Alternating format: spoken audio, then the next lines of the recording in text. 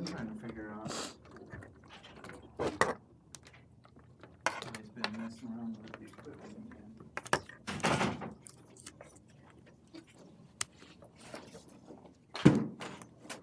How are you? Doing good, how are you? See if this guy's recording and started this.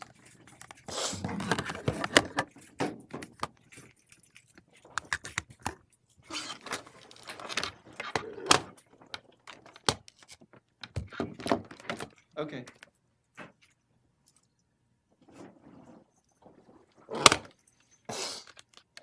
Okay, so you're looping my video back to me now. Yeah, if you can punch the students up, I'd appreciate it. Punch the students up in Stillwater, so we're seeing them, because he was saying he couldn't. No, we're connected. It's showing we're connected. Or are you going to drop us out?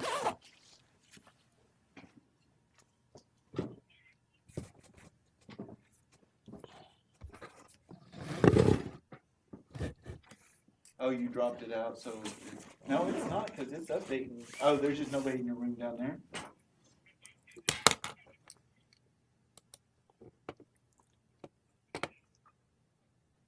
Well, he wants to be able to see his students down there. Mm-hmm. Yeah. Oh, okay.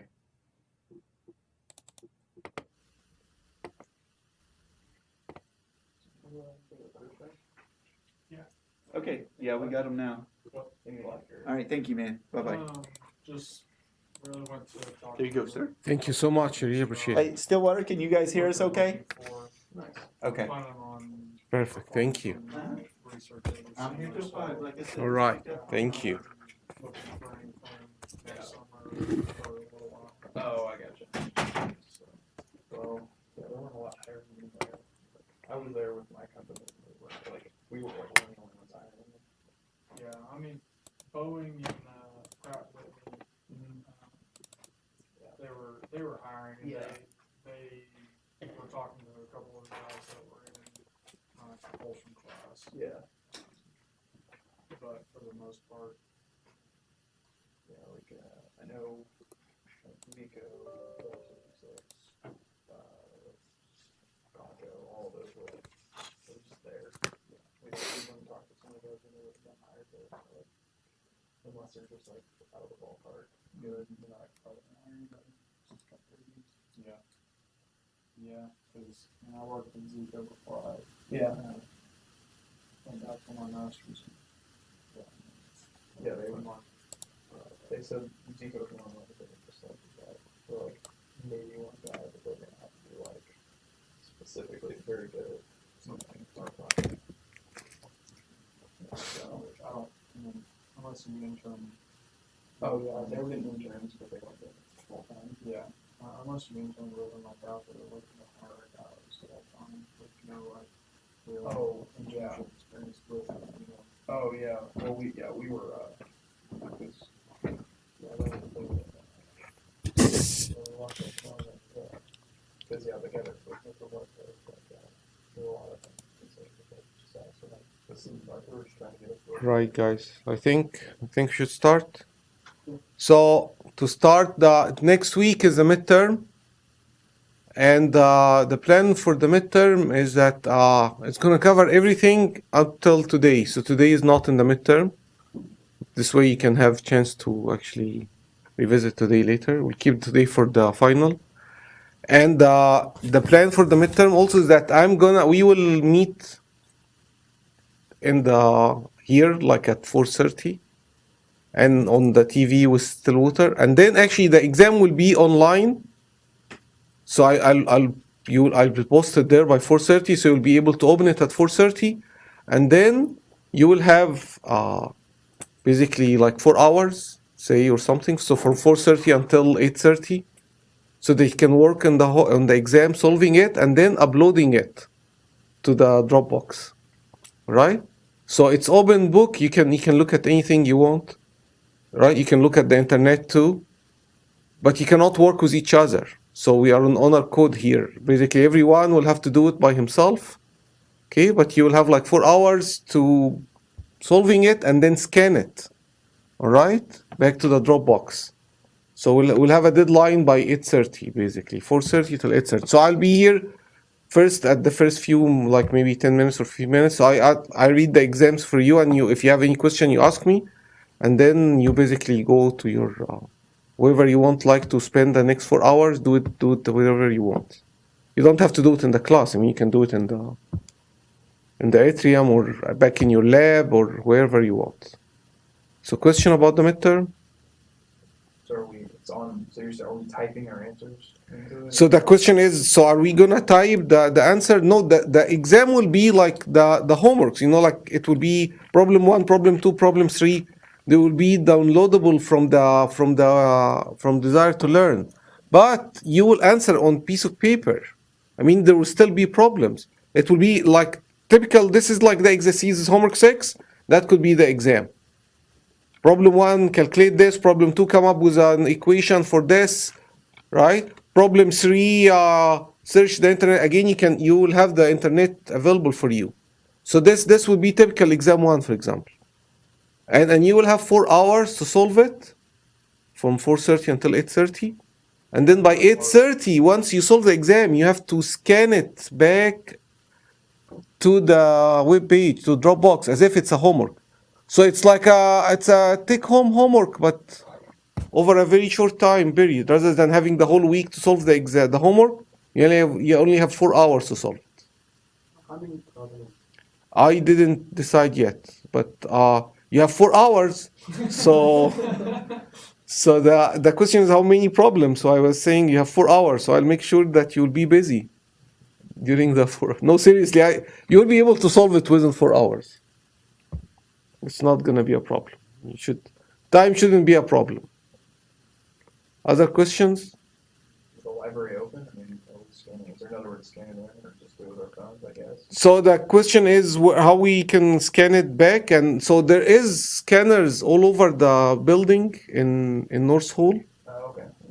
right? They have, but you have 1 week to make sure that you have access to a scanner, Alright. right? I would just use the scanner, yeah, or something. I just mean we gotta print it off, right? Or you have paper copy of it. No, I will just have it online.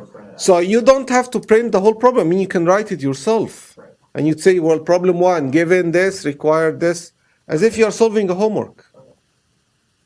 Right? Other question about the midterm? Very good. So let's solve the homework. So the first problem, can we make this bigger? So the first problem was actually exactly this problem with just a little bit different number in the notes, in the class notes. So all you have to do was just to plug in the right number.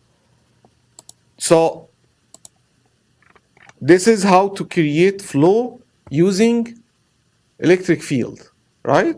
So if we said that once the fluid touched the silica channel or the glass pipe, immediately there is a negative charge or a positive charge accumulated depending on the chemical reaction, and then the fluid, the liquid, will have ions. They will split. You get some of those ions attracted, super attracted actually, to the wall. They get stuck, and this is the stern layer. But above them, there are ions that are attracted, but they are not really stuck. They can still move. So when you put an electric field like this, say this is the inlet of the channel, this is outlet channel, you just put your 2 pins and you put them in. That create electric field, that create mobility of the wall. The wall will be the fluid would feel as if the wall is being dragged. And so he will move with the wall, right? And we said that the equation for calculating that velocity, so again, this is the velocity of the wall, right? Or the fluid near the wall. But it is, in this approximation, is considered as if this is the velocity of the whole, basically, pipe, right? So what are those things? The electric field, he said 10 kilovolt per meter. So hence 10 multiplied by 10 to the power 3. So always stick to SI, right? And he said that the zeta potential is minus 100 millivolt, hence 100 multiplied by 10 to minus 3. The M is for millivolt. And he gave us the permittivity, 50. That's the relative one, so we multiply it by the permittivity basically of the vacuum. So that's epsilon naught, or actually it should have been epsilon r, epsilon naught. So the two of them together are epsilon. And here is the viscosity, so you get this number. So the velocity is 442 micrometer per second. What does he want? He said calculate the flow rate in nanoliter per minute. So the flow rate is simply the velocity inside the pipe, assuming the velocity profile is constant. So you multiply by A. What's A? By r square. That's the cross section of a circle, right? So by r square. So since the diameter is 50, right here, diameter is 50 micron, then the radius is 25. So by r square. So this micrometer square, obviously, if you multiply those numbers, you'll get micrometer cube per second. But then to turn it into liter, you have to first turn it into meter cube and then divide over 10 to the power 3, it becomes liter, and then multiply by 10 to the power 9 to make it nanoliter. So at the end of the day, and then the 60, of course, conversion between second to minute. If this is the flow rate, how much per second, you multiply by 60 to get the flow rate per minute, right? So you get this number. Questions? Very good. The second problem, he said he want to make a pump out of this phenomena, basically, the electrostatic forces acting on the electric double layer. But, so the channel or the pipe basically is like two parts, big part and small part. And the voltage also is in a weird way, basically he's applying it in the middle, the voltage, and here is 0 and here is 0. So basically they will act against each other. So the electric double layer in this place will end up moving this way, and the electric double layer in this place will be moving that way. At the end of the day, the flow rate, the net flow rate should basically look at the pressure. The pressure here is 0. The pressure here is P chamber or metal or something. And the pressure here at the end is delta P. That's the net or the maximum or the delta P that the pump is doing. So the pump job is to pump the fluid from the low pressure to the high pressure, right? That's the pump job. So obviously we are hoping that the electric double layer that get moved by this pipe will overcome the reverse electroosmotic flow in this layer, right? And the delta B as well, because the delta B, if there's really high pressure over here compared to this, that's a Poisson flow, or in other words, that's pressure driven flow. If you across one pipe, if you have high pressure and low pressure, the flow will always go from the high pressure to the low pressure, right? Just like any regular pipe flow. And we have seen this relation many times in our course. So what I'm trying to say is that the electroosmotic flow is driving the opposite reverse flow or electroosmotic flow in this pipe, and the pressure driven flow as well. All those guys has to be overcome by this poor guy. He has to carry the whole thing. So what does he want from us? After he give us the dimension, and he said the zeta potential, which is function of the charge density at the wall, which is function of the chemical reaction, which is function of the pH. But he said at the end of the day, this is zeta and this is zeta. The potential, this value here is the same as here, and the length 0L and 2L. So basically this length is L and this length is L. The only thing is that this is A1 and this is A2. So basically 2 radius, right? And so after he gave us all the dimension and those values, he said, calculate the maximum volumetric flow rate Q and the maximum pressure capability delta P. And we said last time, like any pump, any open pump, unlike those positive displacement pumps that are never open, they are basically always like a piston, this cylinder assembly. They trap a fluid, turn to the other side by opening valve and closing valve, deliver that volume. Those have constant flow rate, and they don't have a relation between the pressure and the flow rate. They are independent from each other. The flow rate is just function of the RPM of the piston or the crankshaft driving the piston. How many emptying and filling you do per minute, right? How many buckets you take from one side of the river and throw it in the other side of the channel. That's a positive displacement pump. But if it's open like this, then we can easily imagine why there is a relation between the delta P across the pump and the flow rate of the pump. The higher the delta P, the smaller the Q. To the point when delta P reach maximum value, the pump will not shut, but effectively will never be able to deliver anything. All right?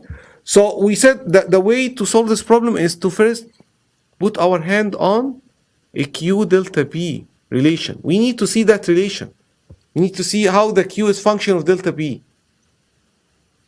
Then we can make delta P 0, that will be Q max. We turn Q 0, that will be the delta P max in that relation. Okay? So how we can reach that relation? Well, we know the elements in that pipe. There is electroosmotic flow and there is pressure-driven flow. And in the lecture note, he basically said you can how come I don't see my he said that in those things you can basically, because the equations are linear, and they are linear because you forget the non, or you neglect, or you assume the non-linear term, the convective term are very small. Then the equation linear. Equation linear means that the solution can be done by parts. You solve one part, and then you solve the other one, and you can add them to each other. That's what this thing is saying. He's basically saying, see, in this pipe, let's call it pipe 1 and this pipe 2. In pipe 1, the flow rate here, the Q at the end of the day is the results of those two guys. Q electroosmotic 1, because the electric double layer and the electric field and the stuff, right? And the pressure. And so in this direction, I'm saying this is a Q. By the way, this Q has to be equal to that Q. How come?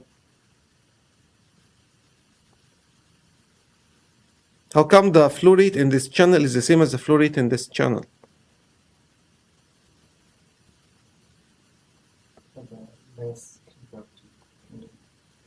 Conservation of mass, right? Or because the fluid is incompressible, then it's not just conservation of mass, it's conservation of volumetric flow rate too. Not just kilogram per second need to be the same, it's even meter cube per second has to be the same. Because the rho, the density, the kilogram per meter cube, is constant. Okay? So basically what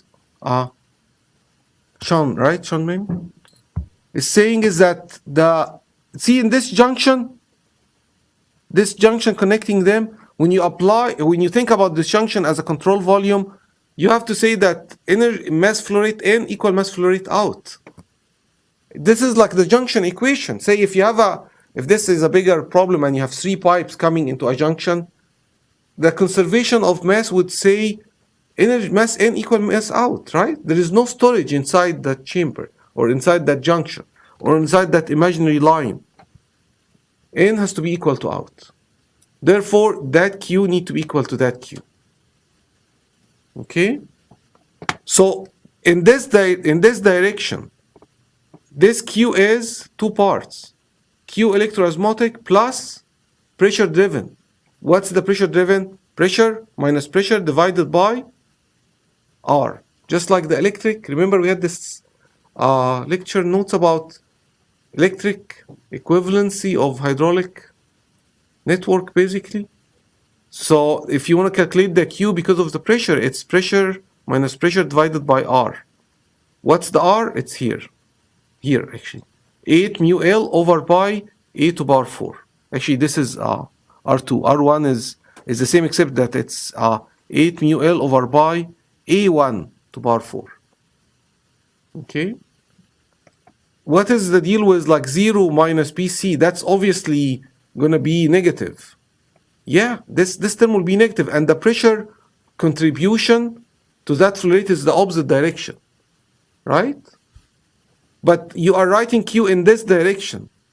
Just like an electric resistance, if you'd like to calculate, if you assume I in that direction and you are solving for the I, for that current, you simply just say V, this one, V1 minus V2 divided by R.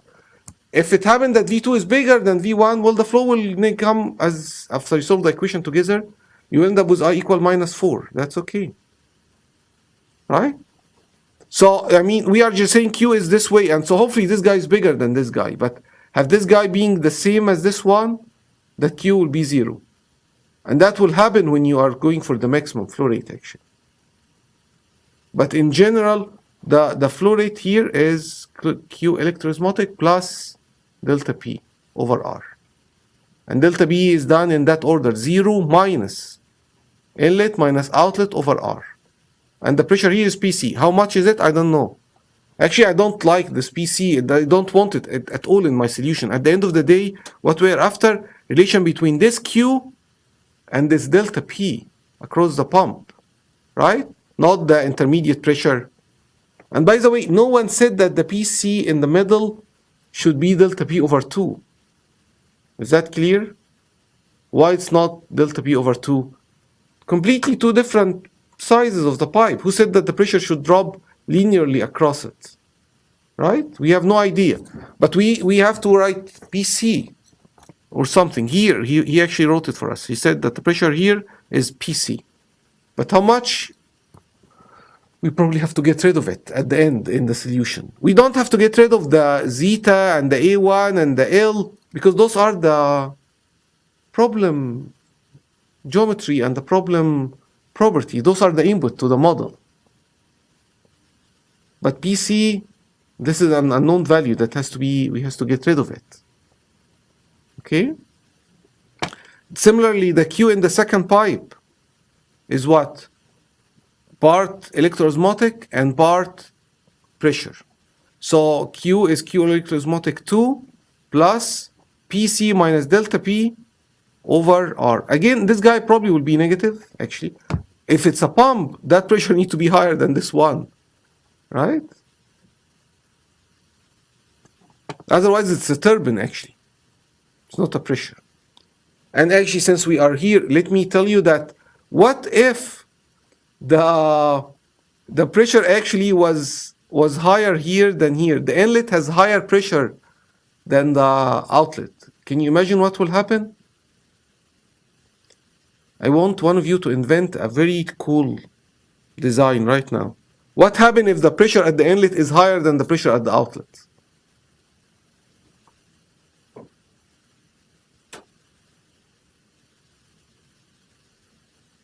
Will we get more flow rate or less flow rate? We'll definitely get more flow rate, right?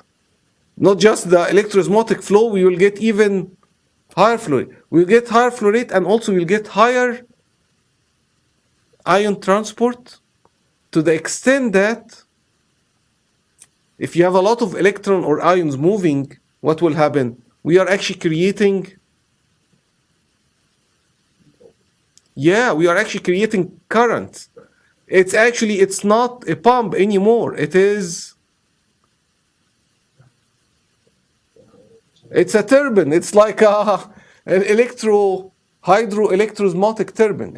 So they can not only use electric field to generate flow rate, they can use flow rate to generate power using the same phenomenon, which we will see at the end of the class today, or at the end of this section. All right? So you can generate power by this electric double layer, basically. All right. So here is this is basically the flow rate in the first channel. This is the flow rate of the second channel. And so what is this R and R? Well, this is the resistance of the pipe, which happen to be 8 mu L over by A2 to power 4. And the same thing for R1, except it's going to be A1. So rather than writing this all over the place, that's a lot of ink. So let's just call it R. And so for 1, it will be almost the same, except it's not A2, it's A1. So it will be this multiplied by A2 to power 4 over A1 to power 4. And again, to save some ink, let's call the area ratio as alpha.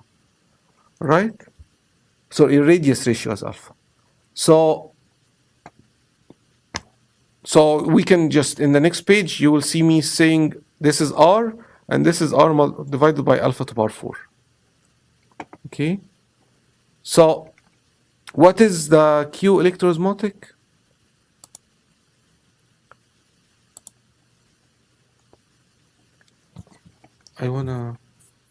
That's not nice.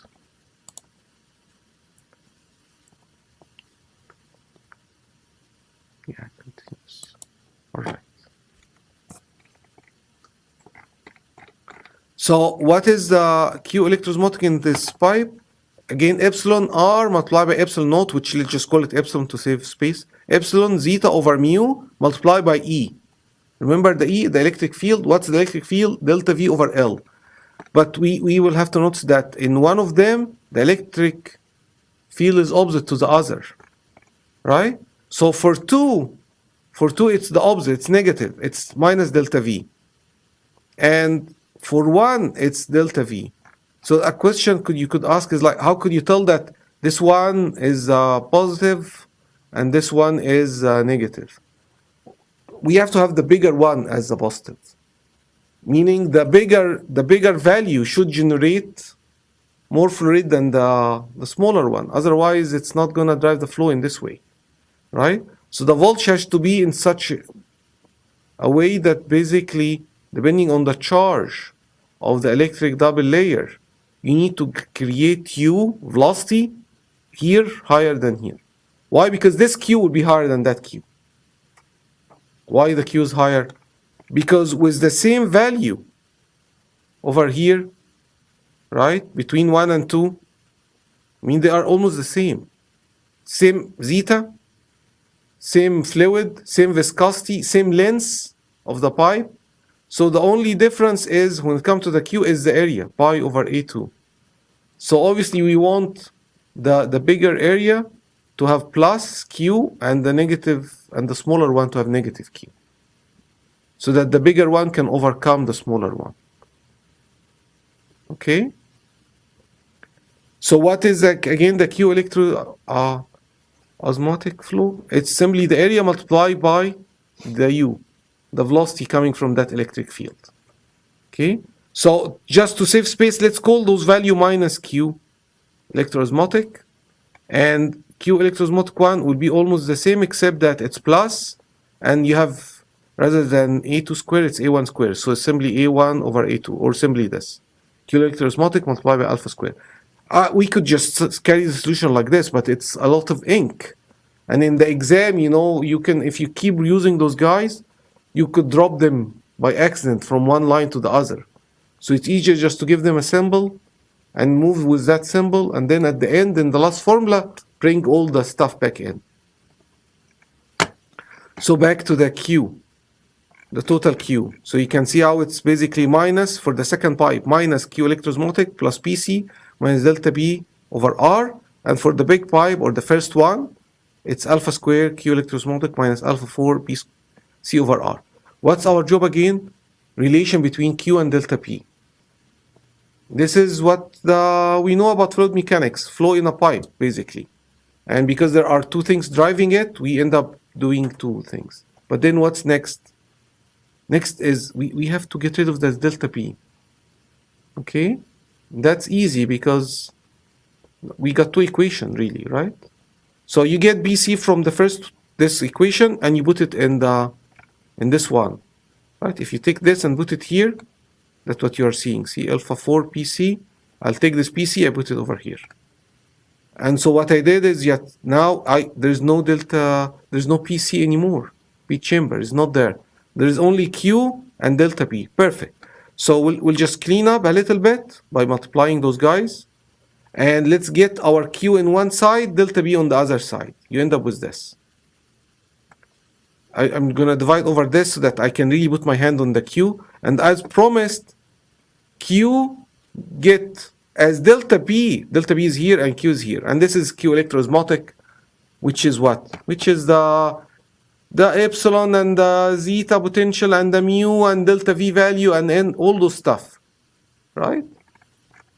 But what's nice is that, as promised, the Q and delta B, the relation is such that the higher the delta B, the higher the pressure the pump is driving, the smaller the Q. I mean, if we draw this, it will look like this, where Q is on the Y. I mean, I can draw it actually. Right? I can.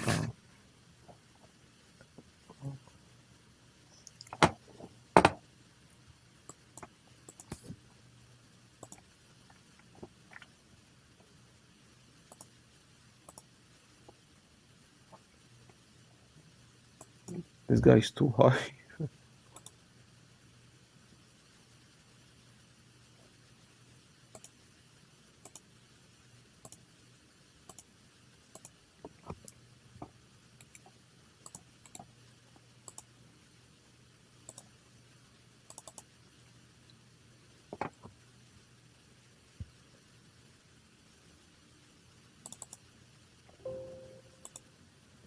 So if Q is A minus B delta P, that's what this relation end up being, right?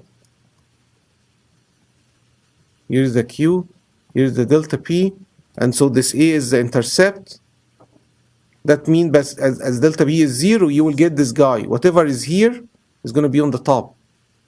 And that slope, that minus delta B, mean that you have to be like this, right? Because a positive slope would be like this. So this is negative, so it basically be like this, right? And so you can easily get the maximum delta P by setting the Q equal to 0. See, when the Q is 0, you get the maximum delta P. And when delta P is 0, you get the maximum Q. All right? So is it always linear then? So the question is, will it always be linear? So for actual pump, you know, not actual pump, the large scale pump, the pump that look like this, it really depends on the plate direction. So we are rotating like this. Are they bent backward? Or are they bent forward? Or are they just radial? So based on this, the relation could actually be, this is a theoretical relation, and the actual relation would be something like this. So it could have to do with like your pump curve and things like that as well. That's what we are drawing. So the question is, so those relation is the pump curve? Does it have to do with the pump curve? That's exactly what this thing is. That's the pump curve. And so for this electrosmotic pump, it turned out that the ideal curve is linear. All right? And those curves that I just draw you here, those are the ideal curve for those different design. And this is the ideal curve. The real curve is basically something like this.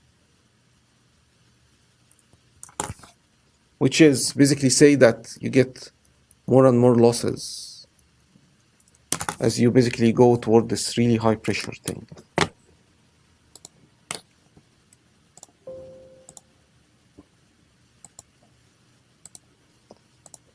All right, so we are almost there.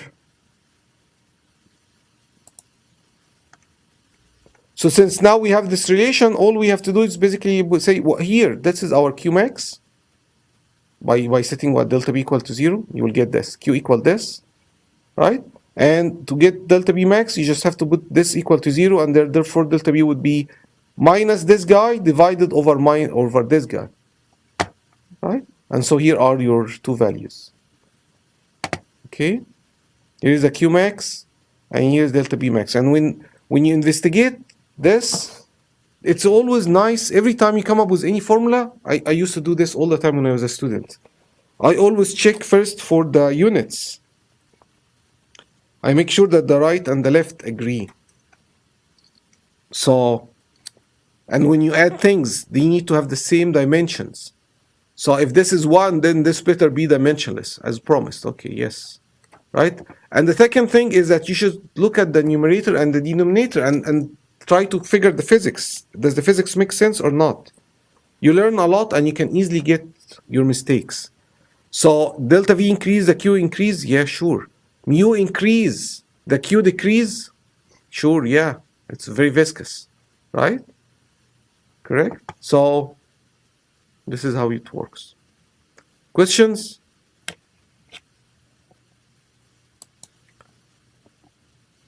All right. The third problem, he said, there is something called electrophoresis, right? And they use it for basically processing DNA. So he wants you to include few figures, right? And describe it briefly. So we're gonna talk about electrophoresis today, but I'm expecting you to basically just Google a little bit to figure out what's going on. So what's going on with this thing is that they use electric field to move DNA strand. So those are like long DNA, short DNA, and in order to spread to tell you have a sample, you know, some blood or some saliva or something, and you'd like to figure out what DNA you got. They send it, they put it in, they all start at the one place. They put those sample in one place, and then they set the electric field, and the DNA is a little bit not neutral, but a little bit charged. And so because of the electric field, he will start to migrate. And after a while, basically, he will go, the shorter this guy is, the faster he will move. And the longer this guy is, or heavier, he will not really travel that much. So this graph over here is basically telling us the mobility, how easy it is to move it by electric field compared to the molecular weight. So it's pretty linear on a semi-log scale, I guess. All right. So when if the DNA show up over here, you would know that's his molecular weight. All right. How would you see it? Well, they put a dye, fluorescent dye on it, so that when they put ultraviolet light on it, they can basically sparkle. Actually, I have a more cool picture. You can Google this and you can find it. So the name gel electrophoresis because they actually have gel. They create that gel, you know, like the jello that we eat or stuff. So something similar. And so they create that nice piece of gel, and then they stab holes in this thing. Not with a knife, but with a comb. They put comb and they basically make 4, say, or how many wells they want. Okay? And then they put the sample here, and then they start the electric field. And because the DNA is slightly negative, he will get pulled toward the positive electrode. And so they will start migrating. All right? And so they would have, here's like a scale, like if you are here, if you reach this much, that must be this molecular weight or this length. If you reach this far, right? So for example, you know, they put a sample over here, and that sample end up having those 3 kind of DNA. All right? So this is another picture basically showing that he's slightly negative. That's why he will end up traveling toward the plus. All right? And so this is really nice for a lot of also, not just medical, but also in the, you know, for environmentalists, which, you know, they are trying to differentiate between different insects and different even plants. There's a lot of insects, and for people to basically tell this is different worm than this one, or this is different fly than this one, it needs a lot of training to be able to tell we found a new frog, or this is a new butterfly. We have never seen this before. So instead, they take the DNA out of this guy, that insect or that plant even, and this is kind of his barcode, but it's a DNA code. So every creature has his own DNA code basically, or barcode. So if you put the sample over here and it's spread this way, you could basically say, this is weird. We have never seen that barcode before. You know what? That dragonfly is completely different from all the dragonfly that we have seen before. It's completely different barcode. All right? Questions? All right. So we will see the electrophoresis, but you got the idea basically. It's the you move things based on their charge. and the electric field that you would apply.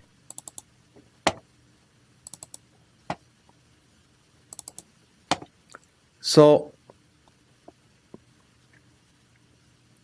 the last time we were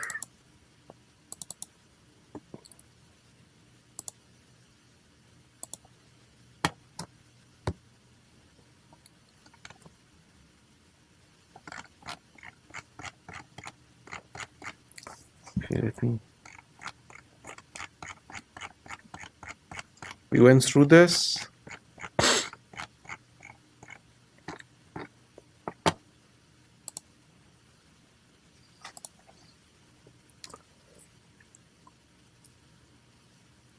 So we said that the Navier-Stokes equation, we finished by saying Navier-Stokes equation, which have unsteady term and convective term, those will be cancelled for steady state barrel flow approximation. You end up only with the pressure and the diffusion term and the electrosmotic flow. Okay, and because the equation is linear, you can solve the problem basically first without pressure, then without electrosmotic, and then you can add them. So without any pressure, this is just the velocity coming from the electrosmotic flow, right? Permittivity, zeta potential over mu multiplied by the electric field. What's electric field? Delta V over L. And so the velocity is basically those guys multiplied by electric field. So this is called the mobility. This term that you multiply by the electric field, the epsilon multiplied by the theta over the viscosity, this is the mobility. So that expression, this form, we will use it when we go to electrophoresis in a minute. It's basically something you multiply by the electric field, you get the velocity of the flow. Okay. Right, and so this, we said this is the thin electric double layer approximation that we are using. That's what this solution is coming from. Right? And we solved this example, and you guys solved this in the homework as this. Now, if the pressure gradient is there, well, you solve it the other way, right? So solving it the other way, or basically ignoring all the electrosmotic flow, this would be the pressure-driven flow. Okay, that will be UR, and you can integrate this over the area to get the flow rate as well.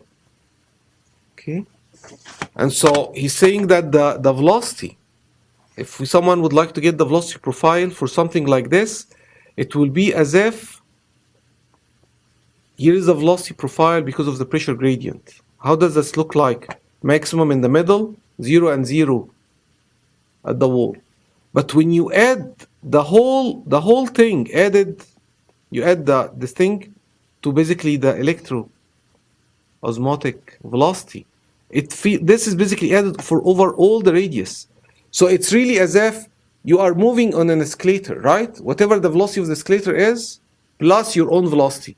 So whatever the velocity profile is, you are adding the whole thing. Everywhere you're adding this. It's because, again, the pipe itself is moving. As far as the flow is concerned, the pipe is moving from us, guys. So we have a pressure gradient on top of the fact that the pipe is also moving. Okay, that's why you see this term. All right.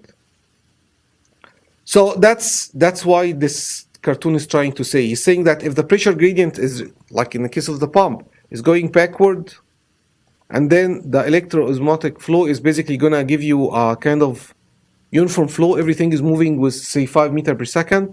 When you add those two guys together, you may end up with something like this. Like in the middle is reduced, and then in the wall it's moving. And if the pressure gradient is super high, because you reach the maximum pressure or something, what will happen? He will push, this will be higher. He could push to the extent that you have a net or a total flow rate of 0. Part is going backward and part is going forward. At the end, this pump is shut down, effectively shutting down itself. It's not really sending anything out. All right? Very good. Now, for a sick electric double layer, meaning that the electric double layer is not just like few micron near the wall, No, it's kind of because the zeta potential is super high, or the pipe is really itself very small, to the electric double layer is reaching all the way up. Then the electric double layer is not just limited to a small place, it's function of R. And to get the velocity profile, there will be a velocity profile. It comes basically in that form. What is that? That's the Bessel function. If you remember the Bessel function, I personally had it in my undergraduate math course, second math course, and it was horrible. That's what I remember from it. Because there was like, you have to get, it's a big integration, and you have to get it from tables. And the Bessel function of order 0 and Bessel function of order 1. But what I'm trying to say is that there are tables. It's not like we are actually going to integrate it. But it's coming, the table is coming from integration. You just Google what's the Bessel function of order 0, and it's just like any, like the error function. You know what's the error function? ERF of something. The error function is also, it's coming from integration. E2 minus something, lambda square over 2. It's a very important integration, but people don't want to do that integration every minute or every time they encounter an error function. So they just put the results in the table. And so if someone tell you what's the I naught of 7, because this is a number at the end, R over lambda D is the Debye length. And R is the place in the pipe, you are N. So if you want to find the, what's I naught of 0.7, right? You just go to the table of the Bessel function. When the argument is 0.7, what is the value of the function? Okay? Got it? So still the problem is linear. So meaning this guy and this guy are added to each other to get you the total UR. So see, what's the UR? The velocity profile. This, we are describing that velocity profile. Okay, that velocity profile is function of R. As you are moving away from this R equals 0 in the center line to R equal A at the outer, or the pipe flow, the pipe edge, the velocity change. So what is the local value at different R here? This is coming from the pressure, and this is coming from a sec electric double layer. A thin electric double layer, you don't have to do this. It's simply minus epsilon zeta E over mu. You're done. But for a sec electric double layer, you have to do this. Those two extra terms. Make sense? All right? And so this is actually more or less the solution of your homework.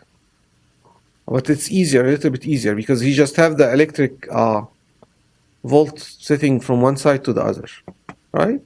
So 0 delta V, and the pressure here is 0, and he's delta P, and he's basically trying to figure out how does this pump performance will look like, right? So P here is 0, and the potential is 0, and here the P is delta P, and the voltage is delta V, right? So like one pipe with one voltage, okay? And so this is, look at the curve between the Q and delta P. And so this is basically the one channel of our homework, right? One channel of our homework is this. And so here is the electroosmotic flow rate, and here is the pressure driven flow rate. And this is the Q delta B relation. See here, there's no PC or P in the middle. This is just delta P at the end. And so back again to this, if you want the maximum flow rate, you put delta B equals 0. 0 back flow, or 0 back pressure, and you get Q max. And for 0 flow rate, that's this point. You get the maximum delta B the pump is capable of generating. So you have figured probably from those numbers that, especially problem 1, when we calculated the flow rate, it was very tiny, right? It was like nanoliter. So this is not practical. I mean, we will wait forever to get a drop of ink on the other side. So I would like one of you to invent a way to solve this problem. We need to drive the flow with electric field, but we are not happy with the flow rate. It's unsatisfactory. Your boss said, we cannot. We are making an inkjet printer, a new printer, that we want to drive it with electric field. No way. We don't want to keep driving it with this bubble, that expand, and that's how they create it basically. A thermal bubble that get bigger and pump the fluid. We want to do it with electric field now. So how do you fix that? How do you convince this design to deliver higher flow rate? Anyone? You can reduce the length that it has to travel, or you can reduce the So- voltage. You're saying let's basically build a higher, or let's use higher value of electric field, right? No, I don't want you to play for those properties, right? I don't want you to also tell me, well, use smaller viscosity. And no, I want a new design. I want you to come up with a new design, a new way to increase the flow rate.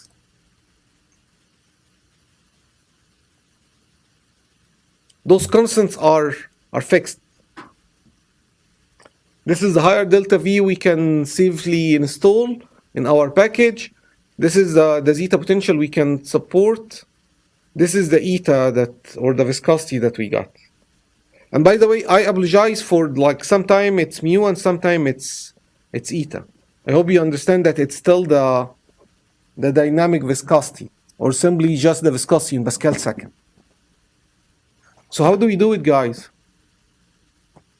For those very small flow rate, how we increase this? See, they're saying this is the typical number, and so that maximum flow rate is 0.21 delta V basically. For every voltage, you get 0.21 delta V nanoliter per second. Very tiny.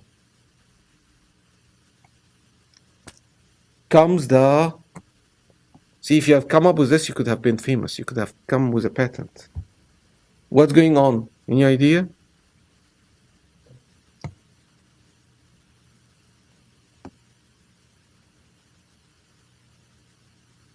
Do you see what he's doing? So what is he doing? How is that a solution for the problem?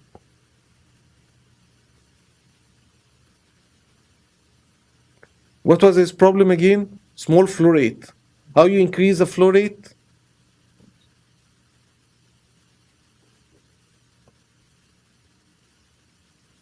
If you have a pump for you are ordering pump for your factory, and that you are supposed to deliver 100 gallon per minute, and they told you the pump that we have is only 10 gallon per minute, but they telling you the process in this factory need 100 gallon per minute, otherwise we will not be able to. But the pump is 10 gallon per minute. That's what's available. What do you do?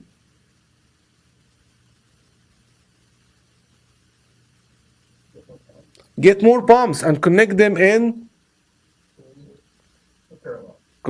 parallel, right? Connect them in parallel so that each one of them is doing 10 gallon, and together they make 100 gallon. So what's going on in here? He's getting a lot of pumps. How? How is he getting a lot of pumps?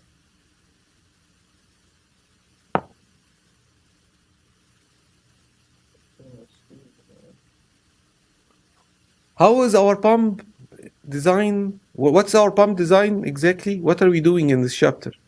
We are creating flow rate based on, and voltage is a driver, and the electric double layer, right?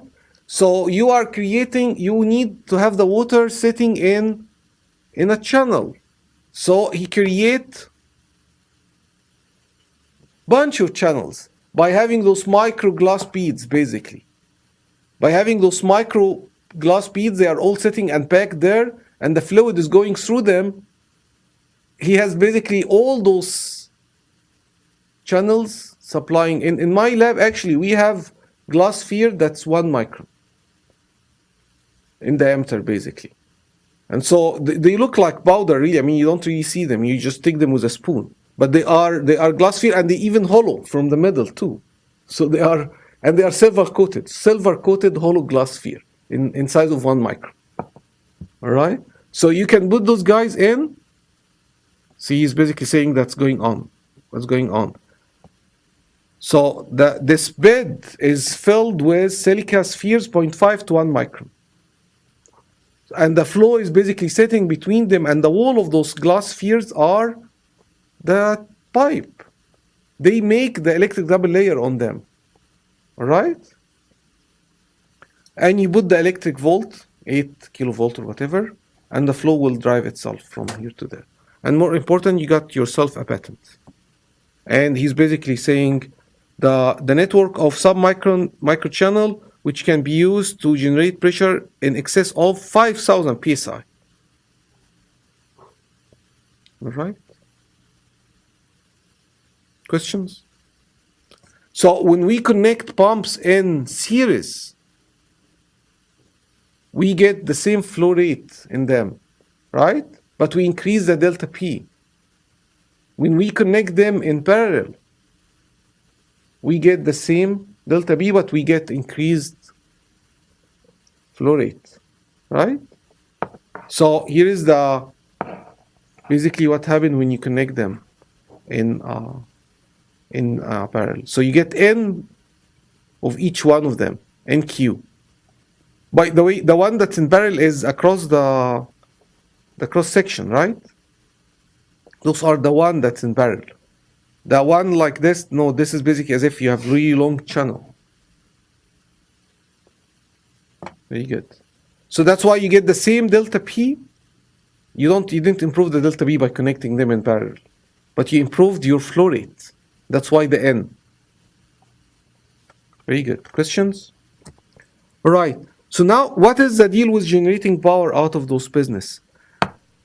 So to start with, let's explain something. There is the electroosmosis flow. That's what we just explained. The wall is charged because of the chemical reaction, and the ions are attracted to the wall. Some get bound, stuck to the wall. Others are mobile, and you move them with the electric field. That's electroosmosis, right? Now, what's electrophoresis? So that's what I just described over here. Now, what is the electrophoresis? So the electrophoresis is when you actually have particles floating in the fluid, okay? Silica particle floating in the fluid. DNA strands that are charged themselves. They are slightly charged. Or, like silica particle that have this electric double layer around them. The way the electric double layer is created on the wall, if you have like a small glass sphere floating in the water, it will also get electric charge. And so now what if you put an electric field on it? Well, the liquid is not gonna move. The liquid is not ionized and there's no electric double layer across that wall. But it's those particles that will end up moving. So electrophoresis is when the particles move in the electric field rather than the bulk of the fluid is being dragged by the ions near the wall in the electric double layer. You got it? So the example of the DNA mobility by electric field, that's electrophoresis. All right? So motion of charged surface between brackets particle relative to stationary liquid. So for the DNA was the actual charged particle that was going through the gel, traveling from one charge to the other charge, and based on the length, it was getting, well, it wasn't getting stuck, but it was traveling further. So to repeat the question for still water, so in the example, in the DNA example, the DNA is actually the charged particle, and the answer is yes. The DNA would be those particles that have his own charge, and he was responding to the electric field across the gel, and the gel is actually the fluid, kind of, or the medium where the particle is moving in. So the DNA would move in the gel, because the gel is kind of a porous matrix. But we'll leave this for solid mechanics.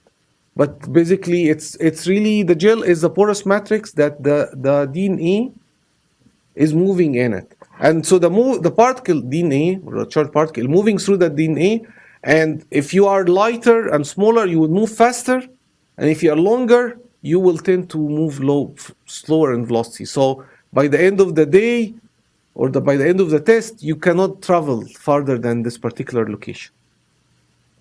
So DNA is like naturally got like a negative backbone, right? So what would have happened if it was not like natively being negative? So the question is, what if the particle or the DNA or anyone is not really charged and you put electric field on it? Oops, no charge, no body force. See, all those things are happening because they're charged. So for example, if the fluid is sitting in a channel in a material that does not acquire charge, there will be no electric double layer. Hence, there is no electrosmotic flow. You need the charge to be able to respond to electric field. All right? So now, so again, electrosmotic moving the bulk of the fluid because of the electric field. Electrophoresis is moving a particle, molecule, whatever, with respect to a stagnant fluid. The fluid is not moving. In case of DNA, it's even a gel sitting there and the particle is moving in it. Now, so the opposite of this is called streaming potential. What's streaming potential? Electric field created by the motion of ionized fluid. So again, imagine if you create the electric double layer because of the chemical reaction, but we are not gonna apply an electric field, okay? No electric field to generate electrosmotic flow. Instead, we actually have a reason the fluid is moving. There is actually an actual pump upstream, okay? Or this guy is moving by gravity or whatever.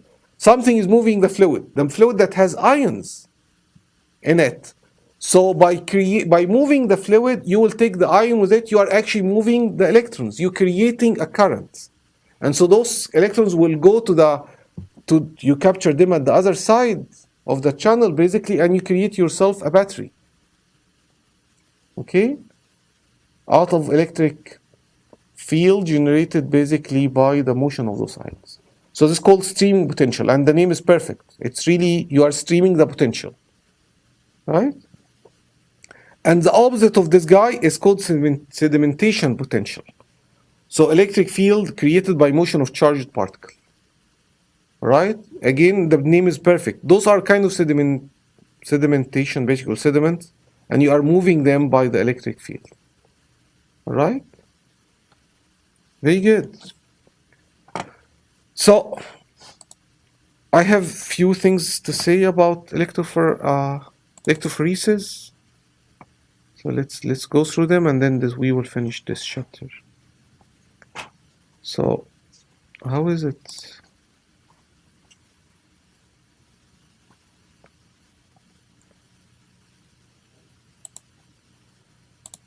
Can I?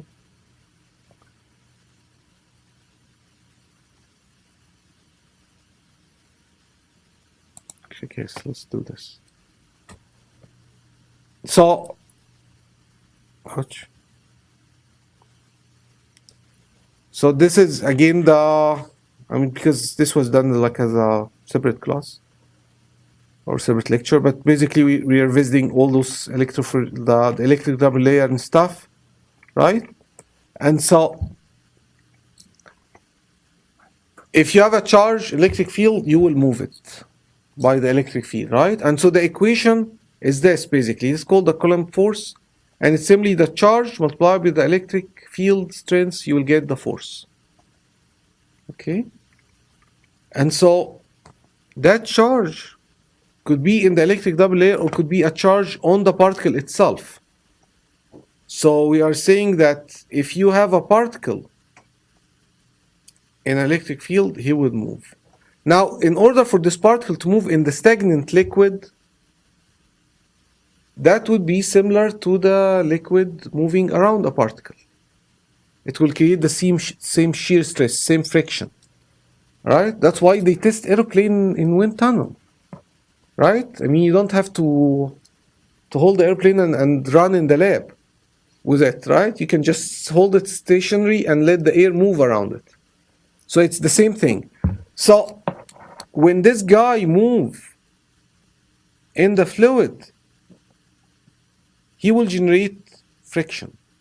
He will generate shear stress around it, right? And the frictional force on this particle is 6 pi r mu v. How do we know this? You can actually, this is the friction on a particle moving with very, very small Reynolds number. This is called Stokes drag. Okay?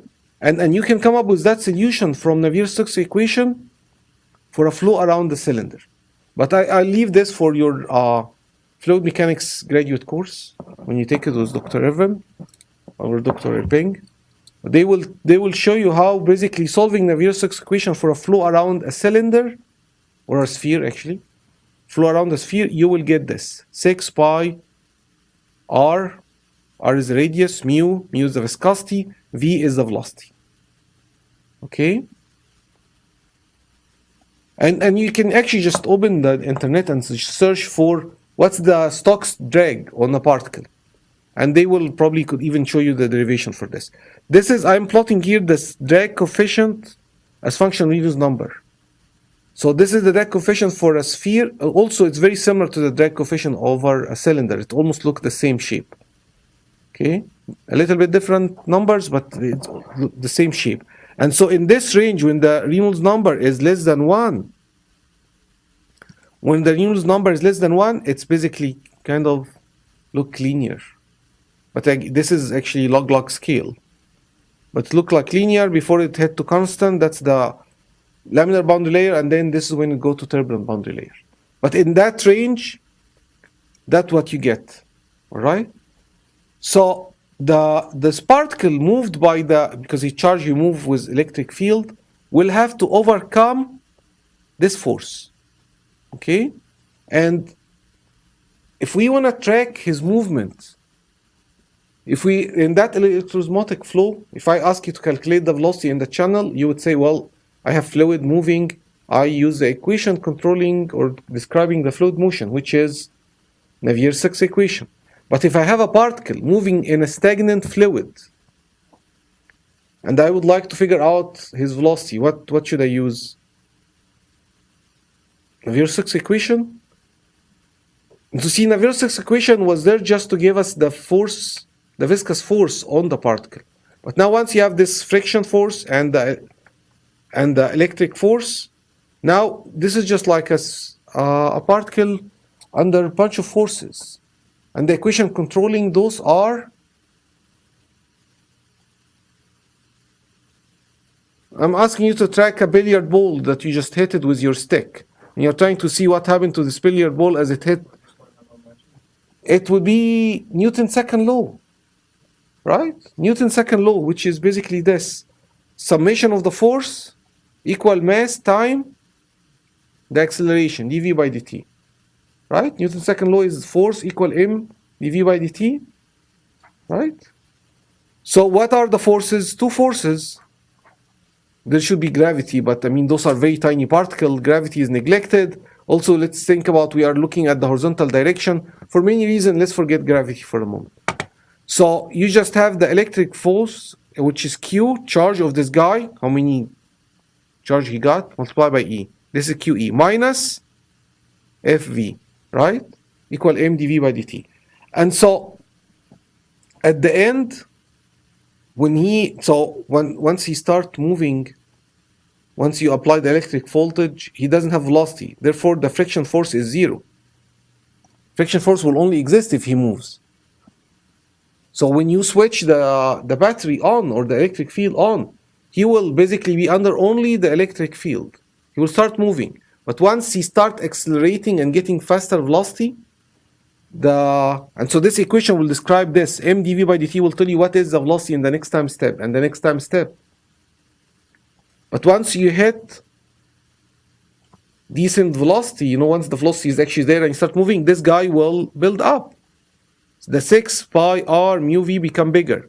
So the difference between those two guys will get smaller. dv by dt would become smaller. He will not speed up as much in the next time step and the next time step until eventually he reach steady state, when this is equal to this.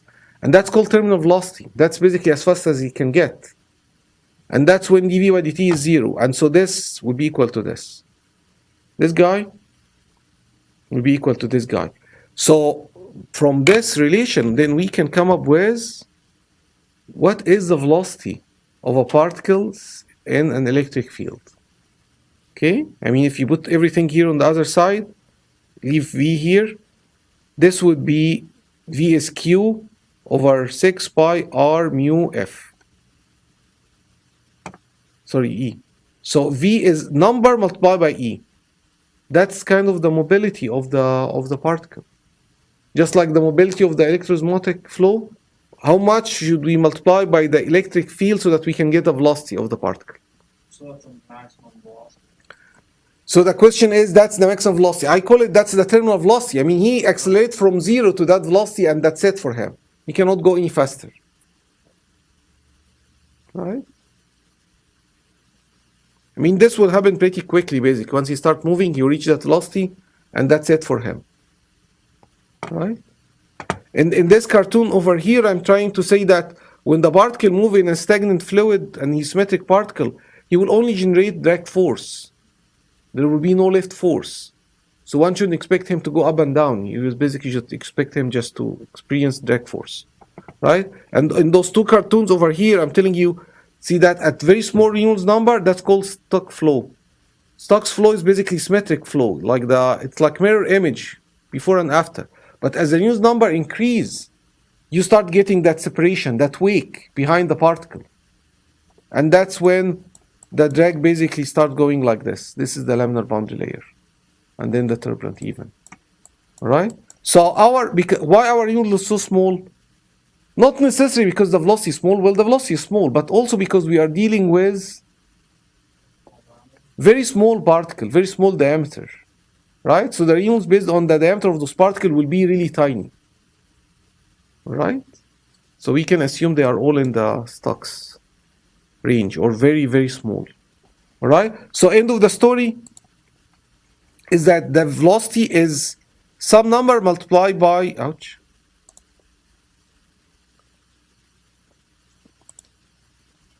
The velocity is some number multiplied by E, and that number is called the electrophoretic mobility. Just like the electroosmotic mobility, right? And it's Q over 6 pi r mu. So that's how you calculate the velocity for us. If you are given the charge, viscosity of the fluid, size of the particle, you'll be able to say how quickly he will be moving. Okay?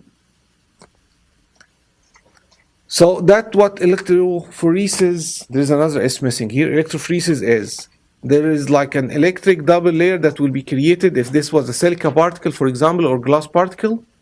And this is what will end up basically being moving.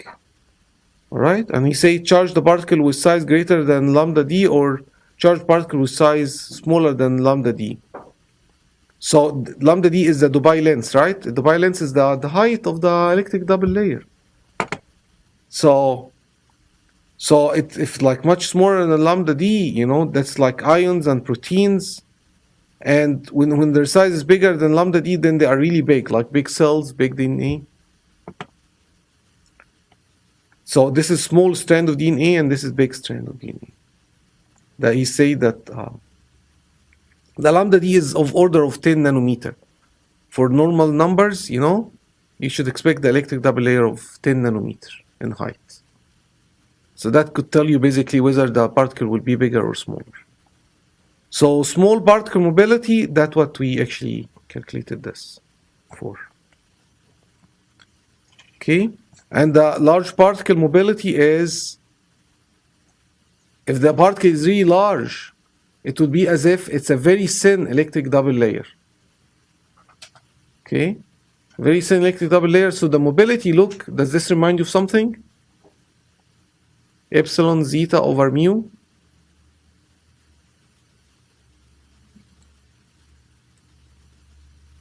It's very similar to the mobility of the electroosmotic pipe. Right? Very good. So how is that nice? Is that the velocity basically depended on the size, r, right? So the bigger the r, the smaller the mobility. They will not move as quick compared to small guys. So then they can use them for separation, electrophoretic separation. And it's not just for DNA. There's some research also about, like, for example, explosive. Like if you have a lot of chemicals and you are trying to figure out is that explosive is there or not, you can basically use electrophoresis. You put the sample in and you basically watch them, and turn out that each chemical species has its own, basically, again, kind of DNA, not DNA, but like barcode or electrophoretic bar chart. And so you can easily figure out what is the composition of that sample based on where they will end up after a certain period of time. All right? So he's saying there is 2 electrodes sitting inside the sample, and then you will watch how does the sample basically respond to electric field. There is a separation. You are separate rather than all of them sitting together. You end up spreading them. Okay? Imagine you have a bunch of students, A students, B students, C students, and their speed is function of their grades. And you are figuring which is number, where are my A students? You just basically set them into a race, and you can easily see after like 5 minutes, you know, the A students are at the front, and the B student in the middle, and the C at the back. And that's how you tell. All right? So this is basically what he's trying to explain over here for us. He's basically saying that in a channel like this, the sample will spread depending on the time. Like the longer time you give, the more the spread would be. But there is also some kind of diffusivity, right? And you will use electric field to actually help you getting this. One way also to enhance this is that they can use, what if the particle is, remember Michael, right? Michael questioned earlier, he said, what if the particle cannot be acquiring a charge? How can it still move him into a channel by electrophoresis? So over here is basically saying for neutral particle that we cannot charge them, hopefully they are either hydrophobic or hydrophilic, or if they are not, we can basically put a surfactant on them that basically can surround them, and the surfactant itself will have a charge. And so the surfactant will take them, it's basically as if you are setting them into a charged bus, and then the bus is moving them. So they are sitting inside this sphere of surfactants, right? And we know what's a surfactant, right? So surfactant is a molecule, like soap, for example, is a surfactant, which have, the molecule is long and the molecule have 2 ends, one or head and tail. The head could be hydrophilic, loves the water, and the tail is hydrophobic, he doesn't like the water. So when he find a particle like this, that's not water, he totally surrounded just based on reducing its surface energy. He will sit like this, he will put all the tails, it's like you are hiding something from your dad, and like my kids, when they try to hide something, they just put it behind their back. So, and then they are facing me, so I don't see what's behind their back, basically, right?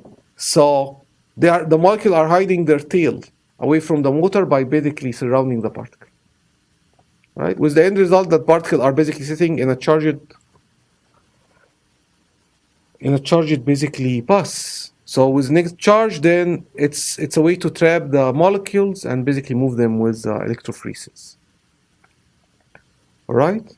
And this is the part when basically say if you have a sample, you know, of a fluid, you take it into a separation channel, and that separation channel will have electric field across it, and you will see that channel or that sample separating the channel will separate the sample into bands depending on the mobility of each one of those chemicals. All right? And so basically people can use it for detecting the biological molecules, and so in that DNA, again, those DNA, of course, you need to, in order to get a decent amount of DNA, you have to extract it from this particular cell that you are trying to analyze, and then they actually have to, so there is a lot of bio side here where how you can extract the DNA out of the cell, and then how the quantity is very small, so you actually have to kind of duplicate and triple and multiple triple. You have to make a lot of copies of that DNA strand so that you have a lot of it, right? So there's a procedure PCR that you can use it to copy more and more and more so that then you have a lot. And then you put those guys in, and then you will not be able to see them until you bind them or basically make them stuck to a dye, a fluorescent dye. So that after they travel, you know, this guy here and this guy here and this guy here, you shine the ultraviolet light and you will end up seeing them. And then you can take a picture of them where they are. So other research that we will go through today also, but in another context, is like maybe we can spread the DNA based on those traps, right? So on top of the electric field, you can also make traps for them where bigger one may be able to, or shorter one may be able to travel, but longer one will get basically entangled and sit on those traps. All right?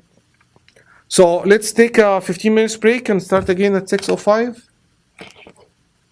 Thank you.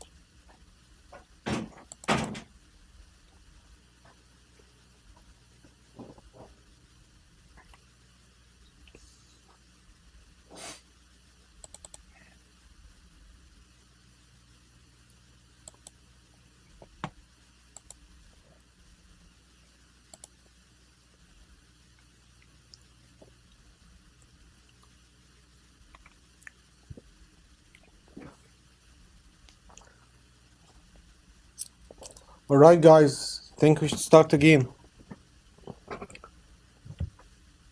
Can you still hear me in Stillwater? Yes? We can hear you. All right, thank you. All right, so we'll talk a little bit about those slab model that we used, right, for gas flow before.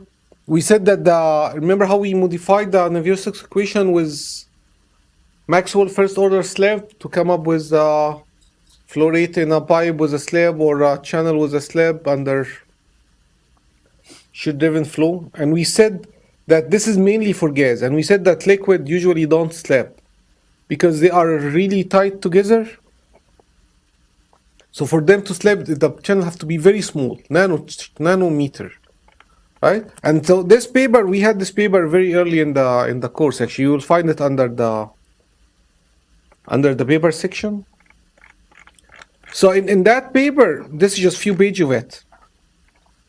He basically iterated this concept that this kind of mean free path and Knudsen number does not exist in liquid, right? Liquid does not have lambda. Why? Because the way the liquid are is that the molecules are already packed together, but they are not fixed, not like solids. So they are not sitting on a lattice, but they are still very close together. So basically saying that, you know, we think about gases that they are kind of far away from each other and only come in contact when they collide. So from that point of view, then the liquid are always in collision state or collision mode because they are always feeling each other. Okay? So because of this, there is no lambda. There is no like you move this much and then you feel the other molecule. No, you are always feeling lambda. Okay? So how do they come up with a Knudsen number equivalent to basically say, you know, equation breakdown, we have to consider slab and in the wall. The way they do it is basically this concept. So these people came up with this, basically the study to figure out when will slab flow will happen for liquid. And so the U fluid should be U wall if there is no slab, right? But there will be slab if there is a slab between the wall and the fluid for liquids. The difference, they said, well, it's actually partial U, partial Y. It's related to the shear stress, right? Remember, partial U, partial Y is the shear stress at the wall, multiplied by, not lambda, there is no lambda, multiplied by LS. What's LS? The slab length. So they define something called the slab length that basically it's your way to find out how much the wall will be different from the fluid at the wall. Okay, so what does this guy depend on? This guy depend on, this is the LS. Okay, it depends on the shear rate as expected, right? And in order to actually for them to come up with those value, they actually simulated this, a quit flow.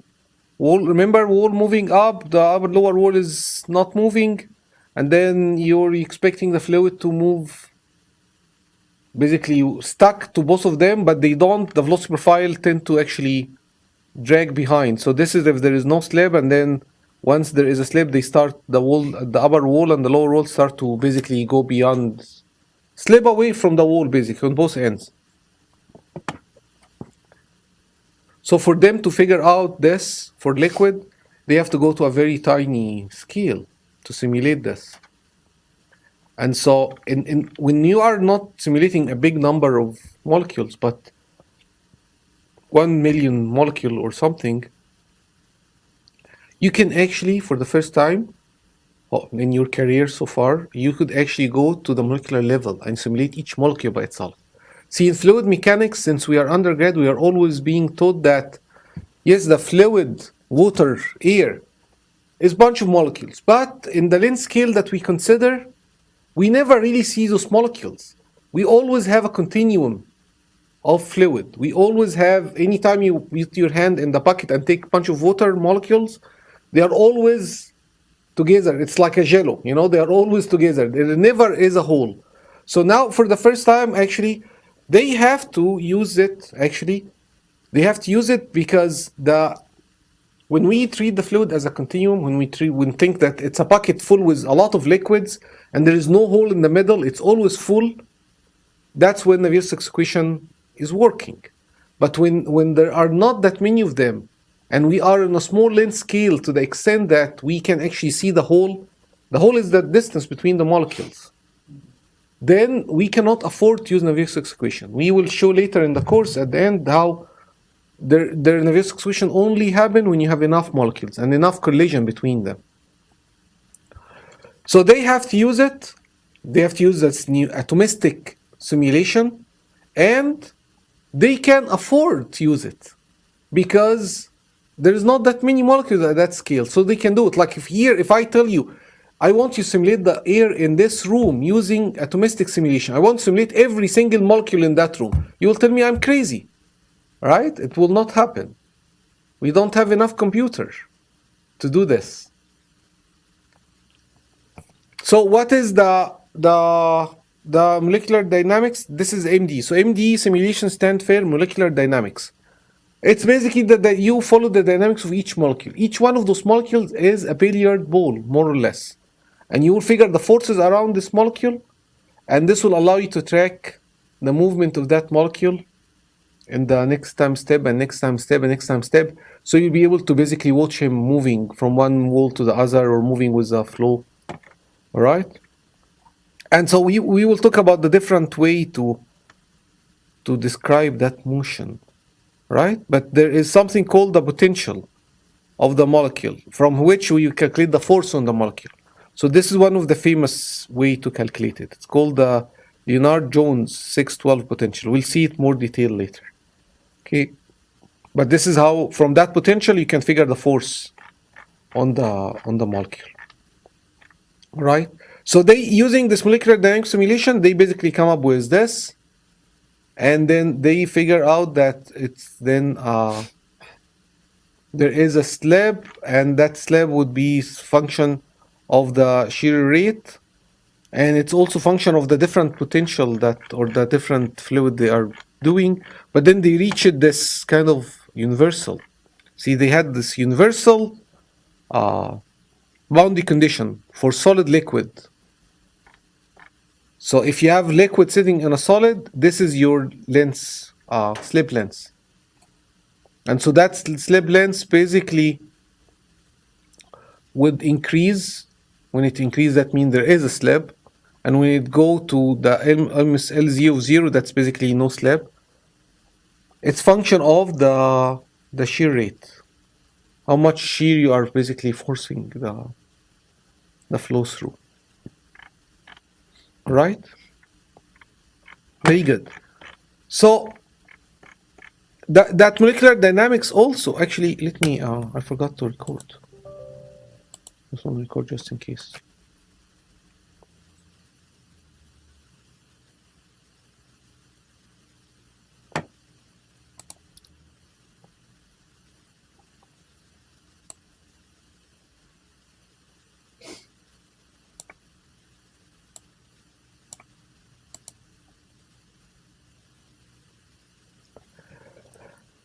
It's interesting how in this part of the lecture we actually see the whole screen in my computer, but in the previous part we could only see half of the screen, or like part of the screen. I wonder why. But it's nice anyway. So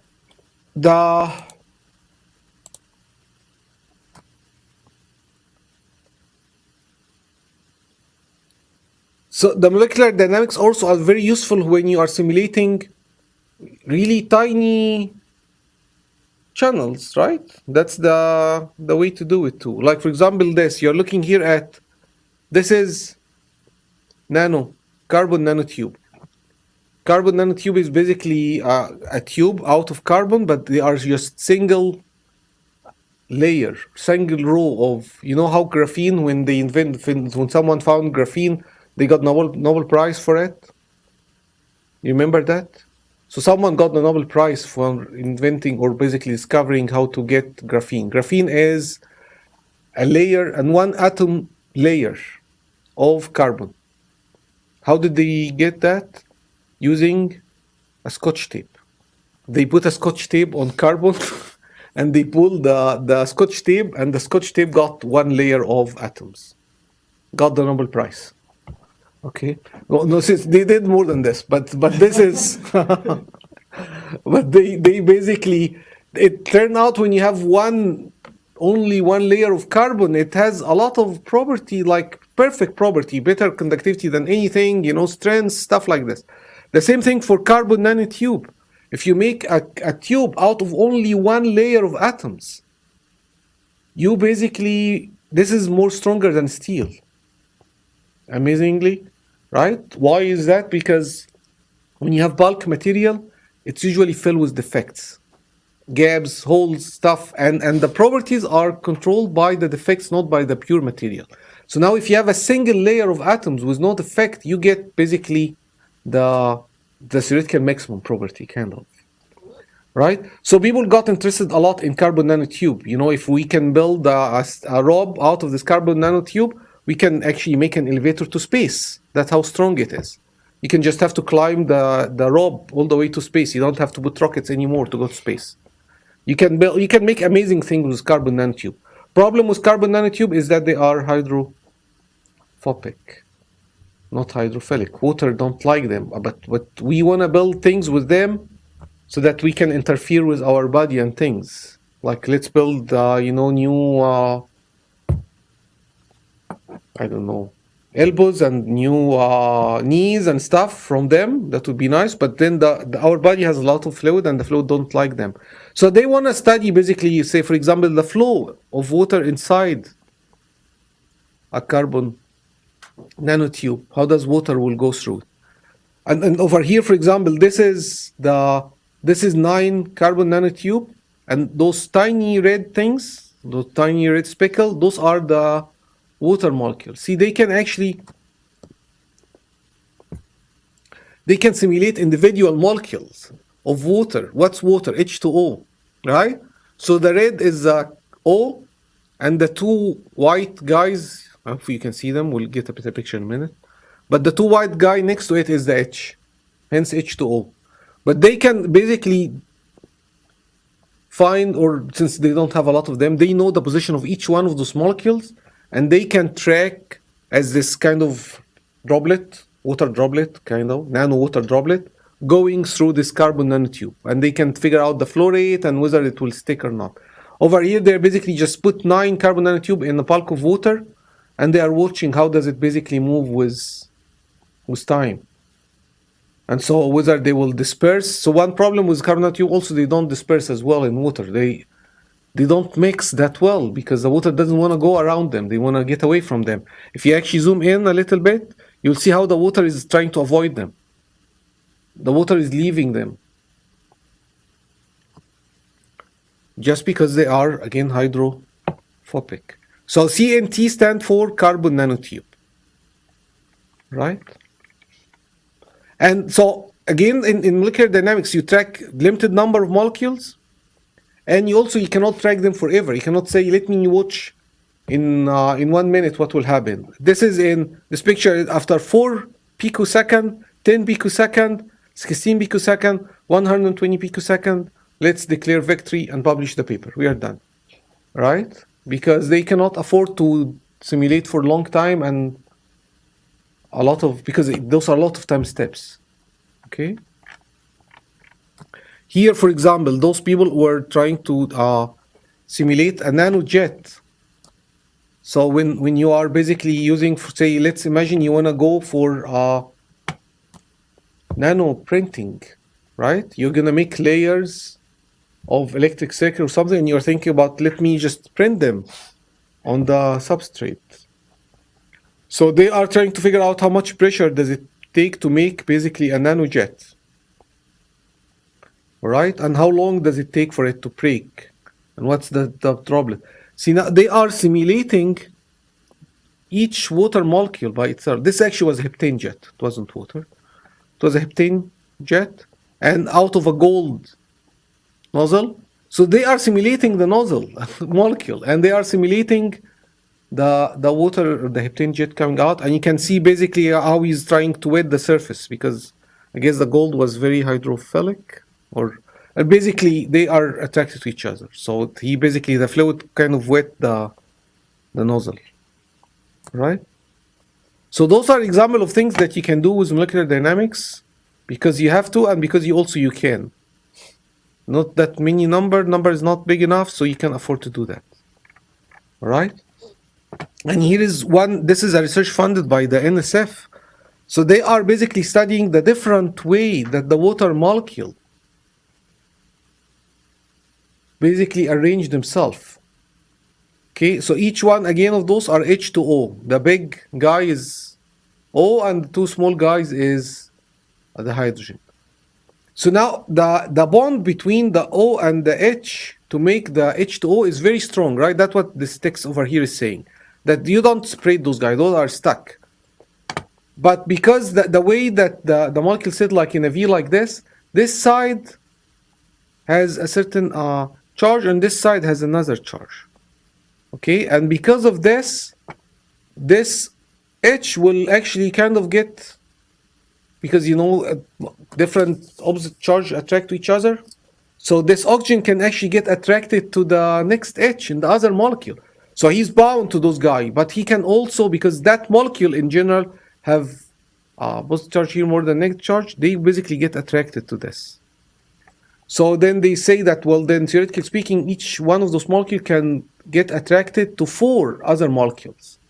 And so then they are trying to see if we so they put all this in the model. Now see, we are trying, the model is simply Newton's second law, F equal ma. It's the F that's the trick. The force, what are the forces? So you need to basically figure out, well, you get attraction from this force, you also get attraction from this guy, and do you have electric charge or not? Do you have magnetic charge or not, or magnetic force? But using this, basically they can then figure how does the water molecule arrange themselves, whether it can make circle, or whether they can make rings, or whether they can make strings, ropes, basically, chains, right? And so things like this could actually be very useful to understand how to come up with a new completely desalination mechanism for water to go through those nanopores. If we make a membrane out of really tiny holes, if you understand how does the water structure itself, that can really help you understand how you can make something like this.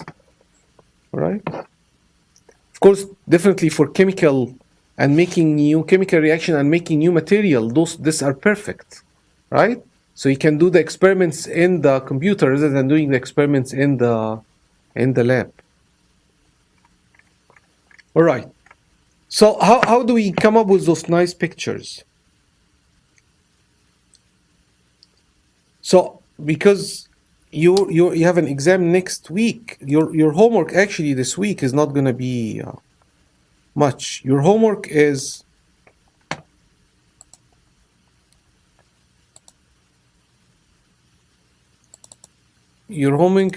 simply is this. There is actually open source molecular dynamics simulator available for people, okay, funded by basically our funding agency. Basically, they made downloadable open source code for molecular dynamics. I just want you to search and find a site of this. Just take a picture of the site, put it in the page. This is your first problem, right? So you tell me, well, here is the site, and you can actually download the software to do molecular dynamics, and you can come up with this all cool picture of nanotubes and water going through them and water going around stuff, and right. And the second part is, now I want you to find an actual paper, actual research that use that software, that you can basically point to and include the first page of the paper and include basically sample of their figures. So I mean, find their cool picture in their paper and basically say, here, this is what they did. All right. So if it's basically, something like this. I would include, like, if this was this paper that used that software, I would basically say here, they did this and they measured the lengths over here. That would be enough. But you also need to include the first page of the paper. So maybe like something like this, so that I can see the authors and the publication. Question? You got it?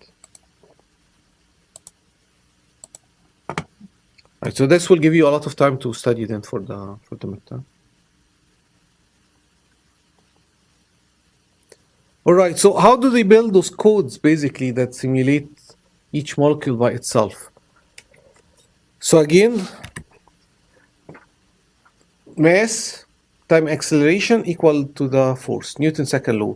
The acceleration is dv by dt, and the v is dr by dt. What's r? It's the position of the molecule, right? So then the Newton's second law can be written as mi dri by dt square equal to fi, where fi is the forces on this particle I, or molecule I.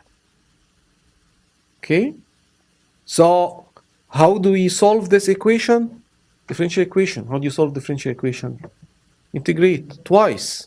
Integrate twice, and that will tell you what? Will tell you Ri as function of t. So every time step, you basically find out the new position, and so you will see the molecules basically moving in the domain, whether that domain is out of a nozzle or inside a channel, right? You'll be able to see what happened to it. Very good. So then that only trick is to find out the forces, right? And then integrate. So he's basically saying the steps in those programs is to initialize, you put them in the initial position, and then you calculate the force, and then you integrate. And so here's one of the algorithms for integration of this equation. Again, think about this as basically the acceleration. So you could basically think it would be Rn plus 1 equal to Rn minus 1 plus 2 delta t square at plus, this is called truncation error, or basically there is this differential equation to turn into this finite difference. It's a difference between quantities. To turn that differential equation into finite difference, you would involve approximation, the approximation of order of t to power 4. So as long as the delta t is tiny, delta t is the time step you are taking between the integration. As long as delta t is tiny, then the error is acceptable. The error is small. The simulation is accurate. But you become greedy and you'd say, I don't want to do 100 times step. I just want to do this in 10 times step. Let me not do it every 1 picosecond. Let me do it every 1 microsecond. So I can tack, and I'm done. Then that error becomes so big, the equation is not a good approximation anymore. You're solving an equation that does not describe the actual dynamics on those molecules.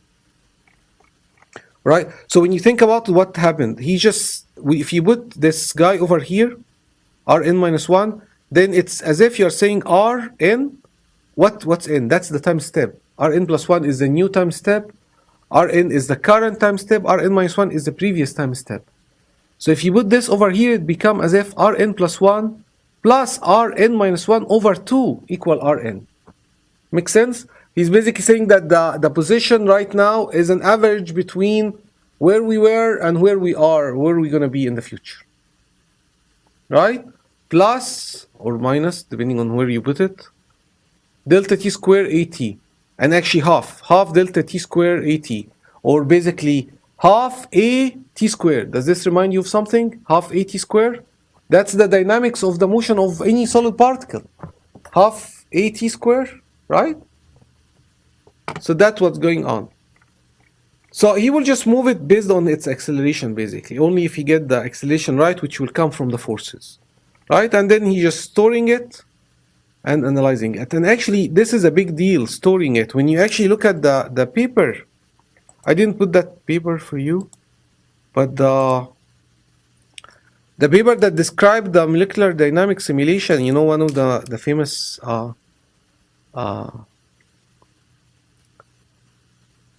one of the famous simulation.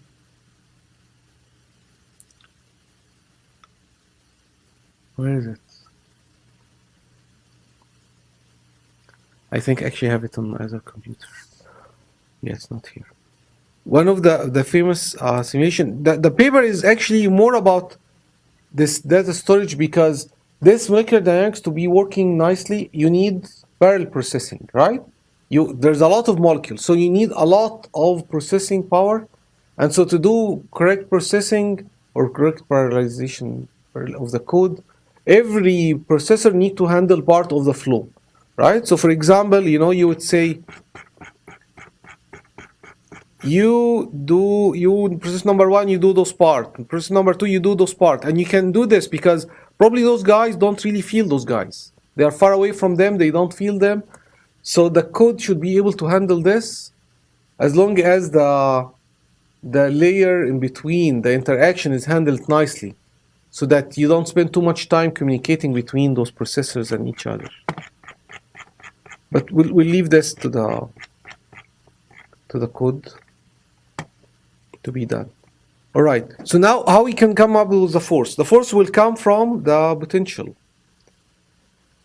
energy. And so he's basically saying that the potential of that we can drive the force from is basically different kinds. There is potential based on the field.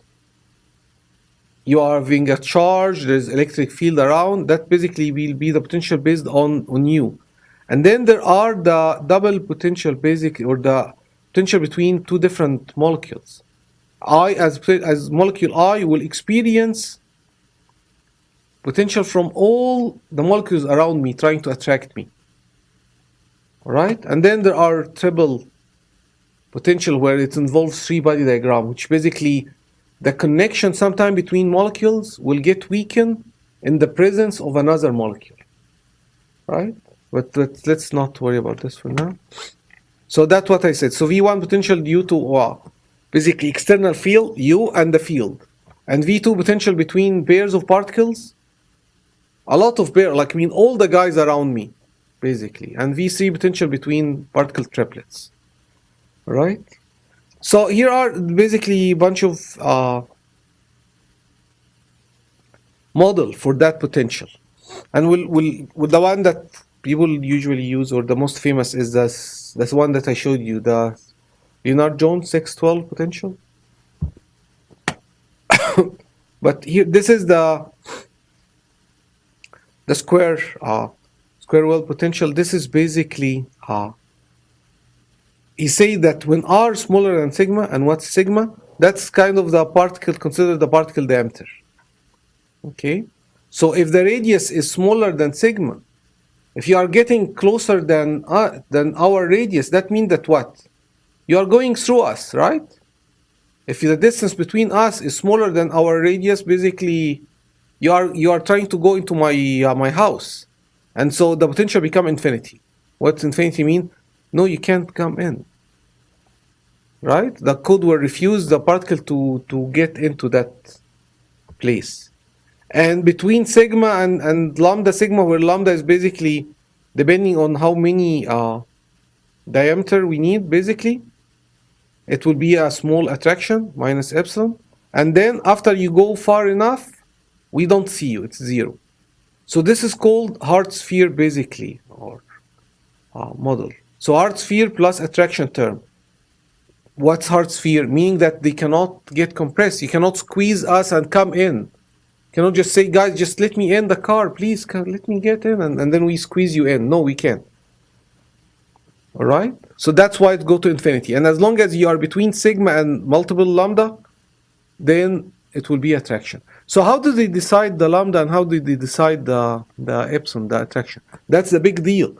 So if those are the two knobs in your hand, and you play with those things, and you are moving from helium to argon to water, right? You are changing the property of the fluid. I mean, think about it. That's the only thing that you have in your hand to change the viscosity or the conductivity or all the macro transport property.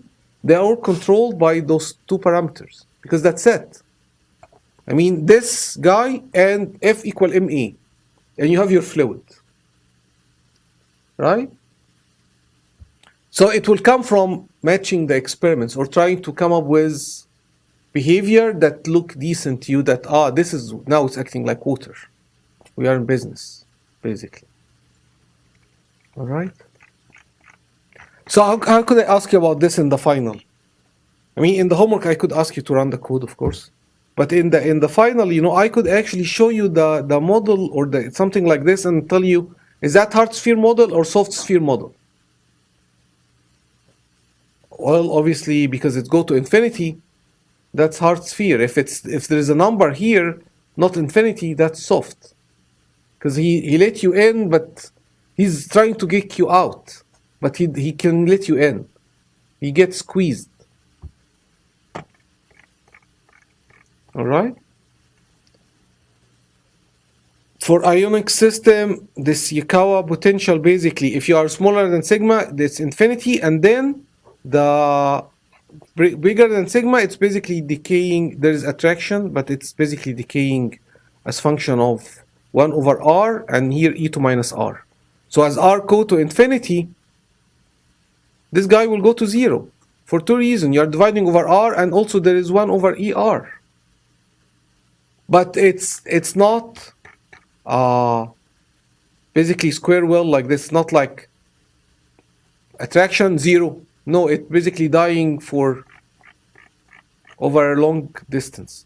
So now this is very realistic compared to something like this, but this is very costly computationally. When you tell me that the potential doesn't die until we go to infinity, that means that, what does that mean? It means that for each one of those guys, I have to consider the potential between him and all the other guys, because all of them have very tiny effect, but it's there. But if we have like a cut out radius, a radius after which we don't see them, they are beyond our 4 sigma, then everyone has to worry about only 50 guys around him, and that's it.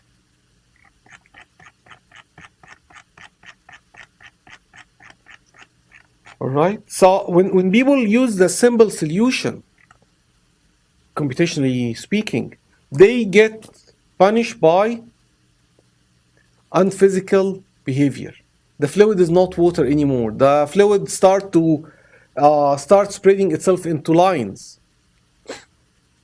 One of my students was actually simulating using one of those atomistic simulations for her thesis, and so we found that the fluid was always standing in rows, right, until we fixed the problem. So that's not physical, right? You cannot just expect the fluid to separate itself into layers, right? It's like molecule, they have to go everywhere. All right, and then the most famous is Lennard-Jones potential. So when people say LG potential, they usually say LG 612 or LG 7 whatever, because it can be with any 2 power, n and m. Okay, so it could be -6, -12, or so, followed by a number. They will tell you Lennard-Jones and the numbers. But in general, it's basically like this. You are seeing that the potential, and up till now I didn't tell you what's the force, but I'll show you how the force is coming from potential. But the potential as function of r is a constant multiplied by x to the power -n. What's x? R over Rm. It's always basically R over Rm here for Lennard-Jones, where m is that separation corresponding to the minimum distance, basically. So when you are at Rm, that's the minimum I can expect you to come to me. Cannot get any closer than this, right? And so, and those numbers are constant that the model will get them so that he get the properties of those fluid you're trying to simulate, right? So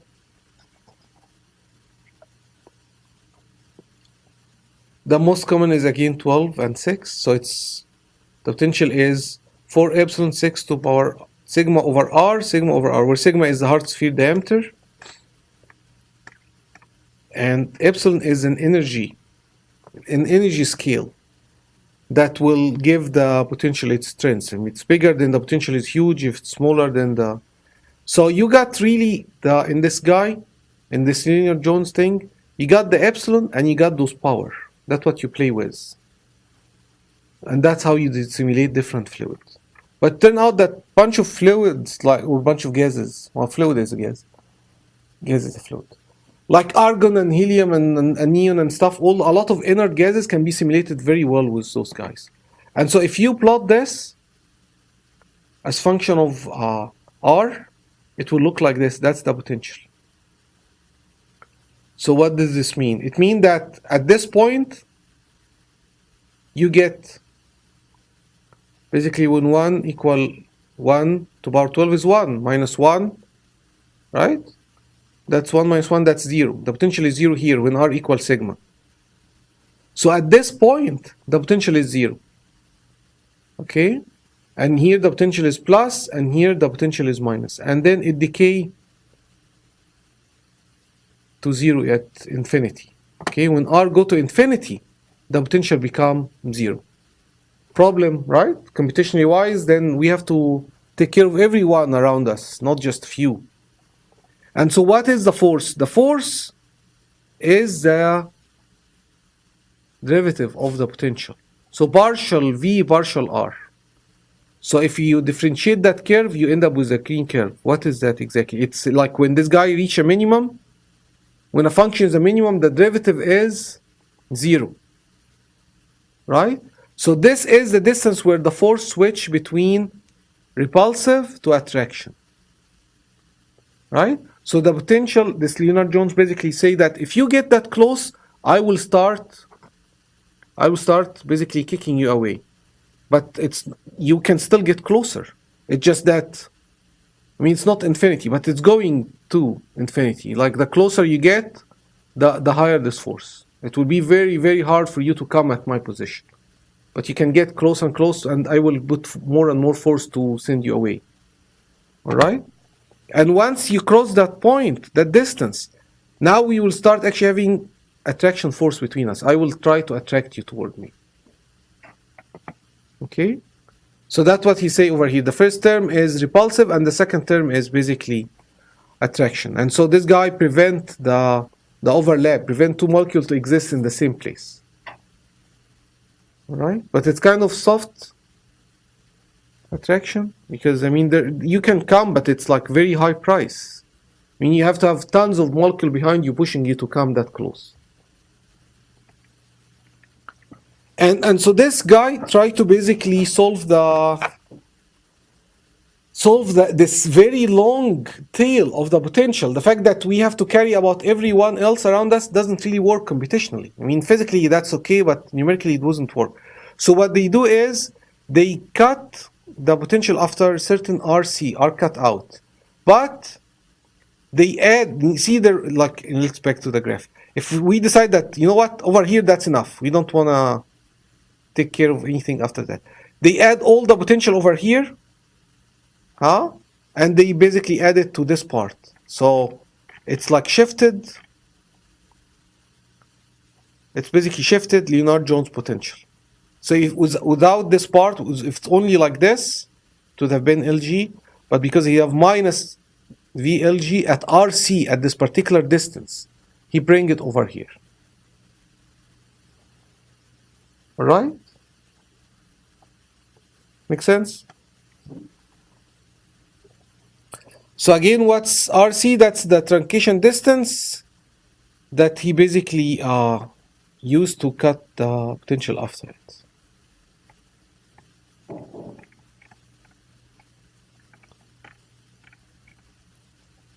And I apologize, this page is duplicated. So see number page, this page is say number 4, it's written twice.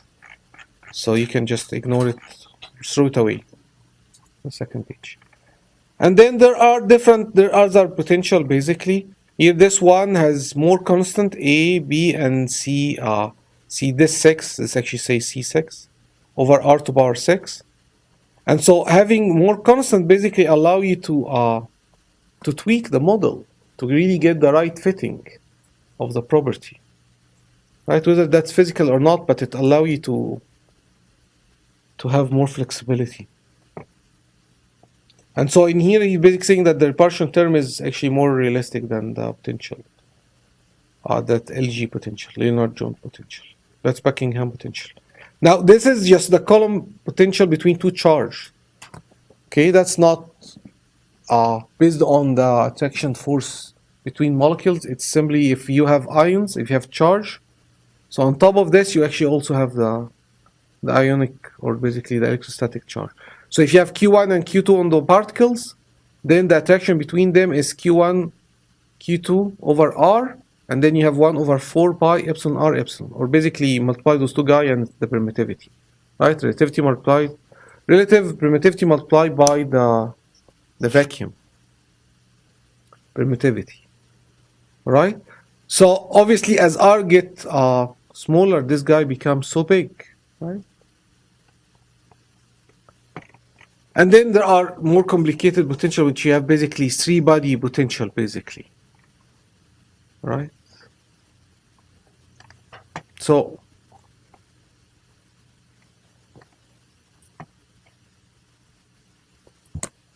why would one use three-body potential? Remember I said that sometimes the link or the bond between two molecules get weakened in the presence of third one, or get stronger in the presence of the third one. So that's what this thing is about. So the strength of a bond between two atoms is not constant, but depend on the local environment, which is the presence of another molecule next to them, for example. Right?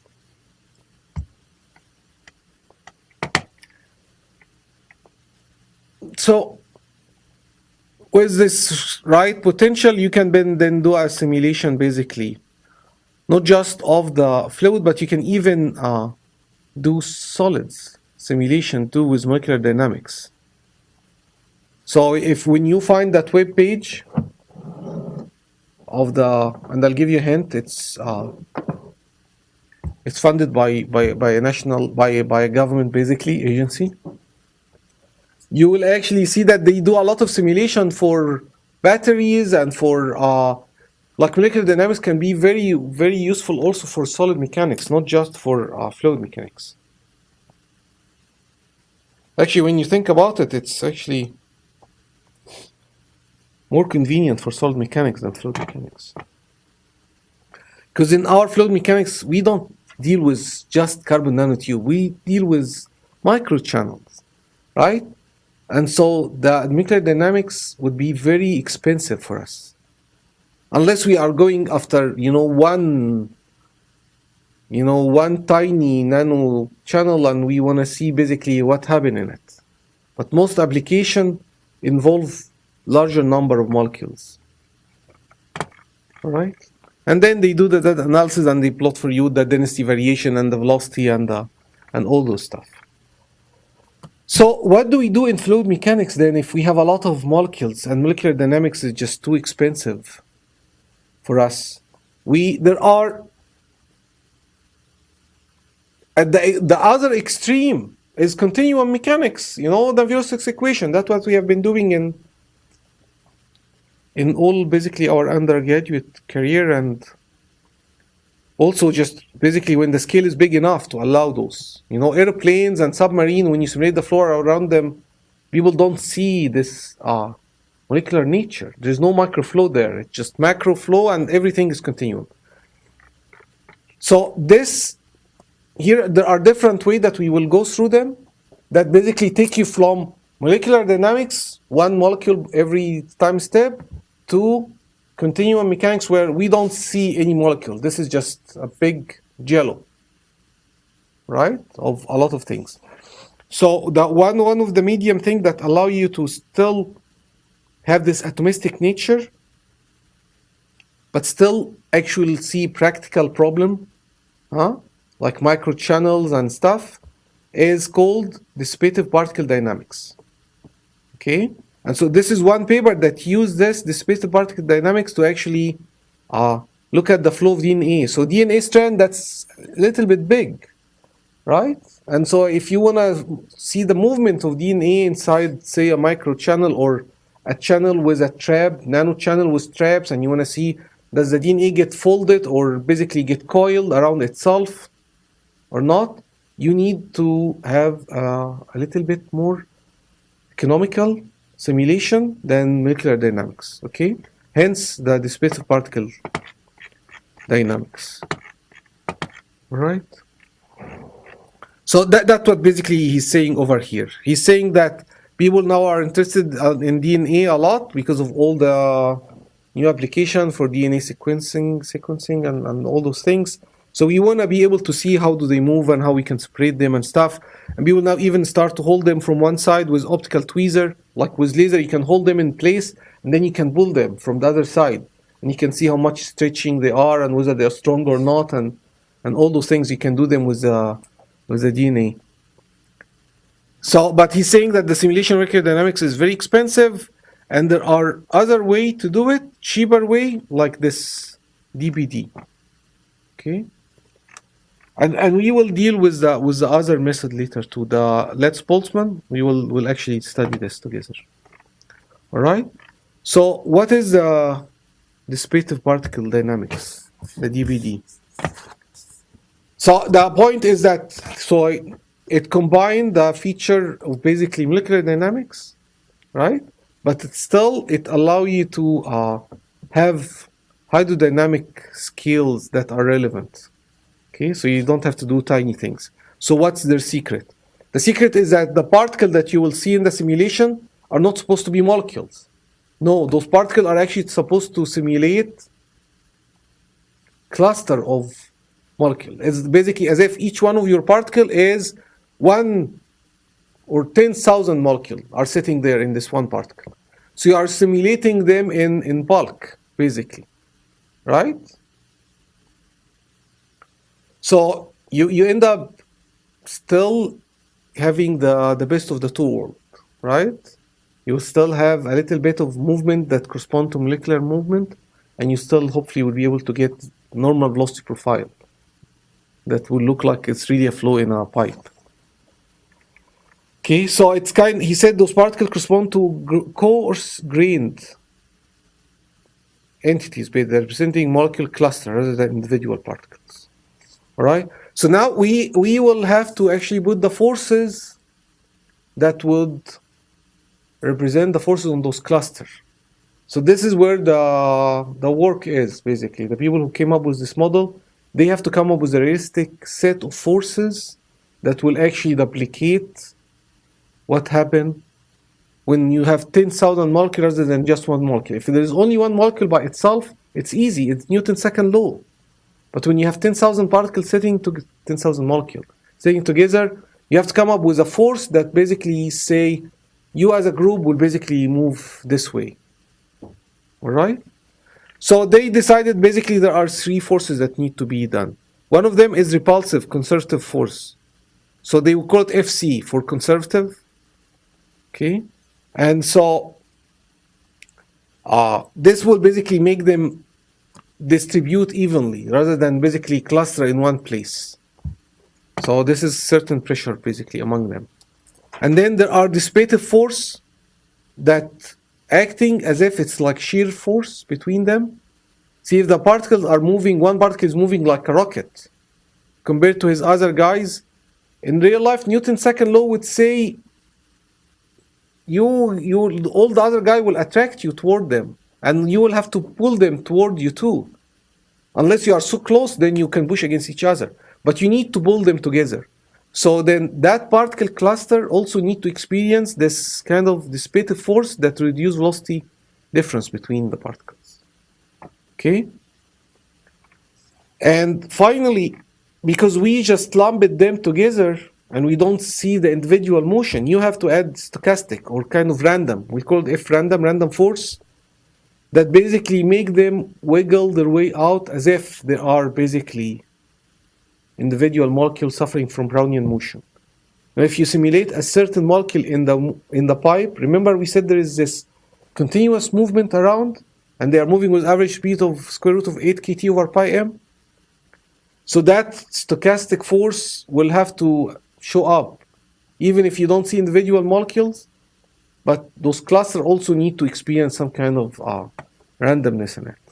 So those 3 guys together will end up basically affecting each one of those particles. So you have n particles, mass m, they have position Ri, and they have velocity Vi. And the idea behind the model is to be able to track the position of those particles as function of time. Okay? And the forces acting on those are this. And so there is a lot of modeling over here, meaning that this is not real force. This is basically the modeler trying to bring real-time effect into the model. Okay? So here is his basically conservative force that try to spread them away from each other rather than crushing all in one point. Repulsive force. And here is the dissipative force, and you can see basically it has to do with the velocity. So that you slow down. This what will bring your viscosity basically, or dissipation. And here is the random force. And all those, some of those are constant that the model need to supply, and some of them are basically just coming from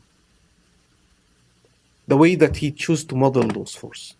And so those are like, when you look at those models, people still publish paper on like, you know what, the choice of this guy as to give you very unrealistic viscosity. We tried 0.5 and 0.5 work much better.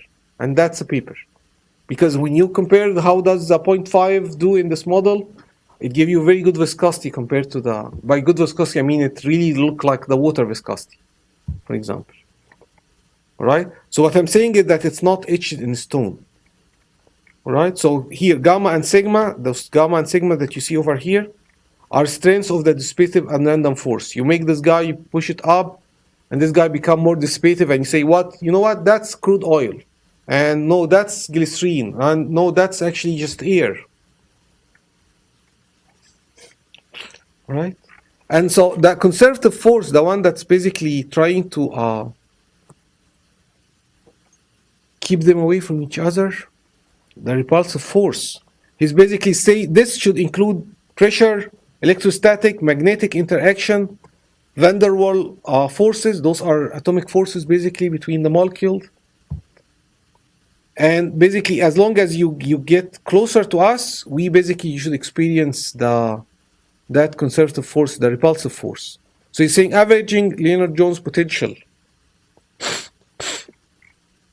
you will get something like this. Aij 1 minus Rij hat. What's Rij hat? Any idea what this is? The Rij is the vector connecting the two particles, I and J.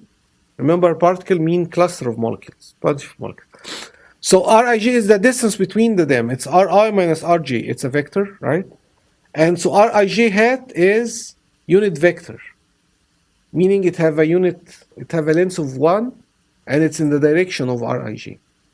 So this guy, any vector Rij can be represented by the magnitude multiplied by his unit vector. It's like, for example, you know, if I give you a vector that's called 5x, or like it's 5 in the x direction, we used to write it as 5i. Do you remember where I was the unit vector in the x direction? That's what Rij hat means. Unit vector in that direction. Okay, so when you look at this force, what happened when Rij is 0? That means that you are here. You are sitting on my chair, basically. If Rij is 0. Me as particle I and you as particle J, if we have Rij is 0, you are basically on my chair. So the force doesn't go to 0. Doesn't go to infinity either. Like Lennard-Jones potential. Right? But it go to Aij. So Aij is the maximum repulsion between I and J. Unlike the hard Lennard-Jones potential, which is unbound or R equals 0, meaning that if you come to 0, then the force is infinity. Well, this one is soft potential that is employed in this model basically to allow you to come up to R0. So how is that possible here? Because again, those are not molecules that cannot occupy the same distance or the same location. Those are clusters of particles. Cluster of molecules. So can cluster of molecules go through each other? Yeah, they can. It's just their pressure will get super high. Right? I mean, can we squeeze 10 more students in this classroom? Yes, we can, right? But it will be very uncomfortable for us. Temperature will be very high, and there's be a lot of argument, and we will may hit each other after a few minutes, right? So that's what happened. He's basically saying this INJ, guess what? It is KBT over rho. What does it remind you of? So it's very related to the pressure, right? So the pressure is rho KBT. So basically he's saying this INJ has to do with compressibility, basically, right? So it has to do with compressibility. So the more the compressible are, the lower the AINJ, and the higher the incompressibility. If he's like really incompressible and you cannot get that close to him because he will not get squeezed, then the permeability becomes super high. But it's interesting that he's using a soft model because again, for clusters of molecules, you can penetrate each other.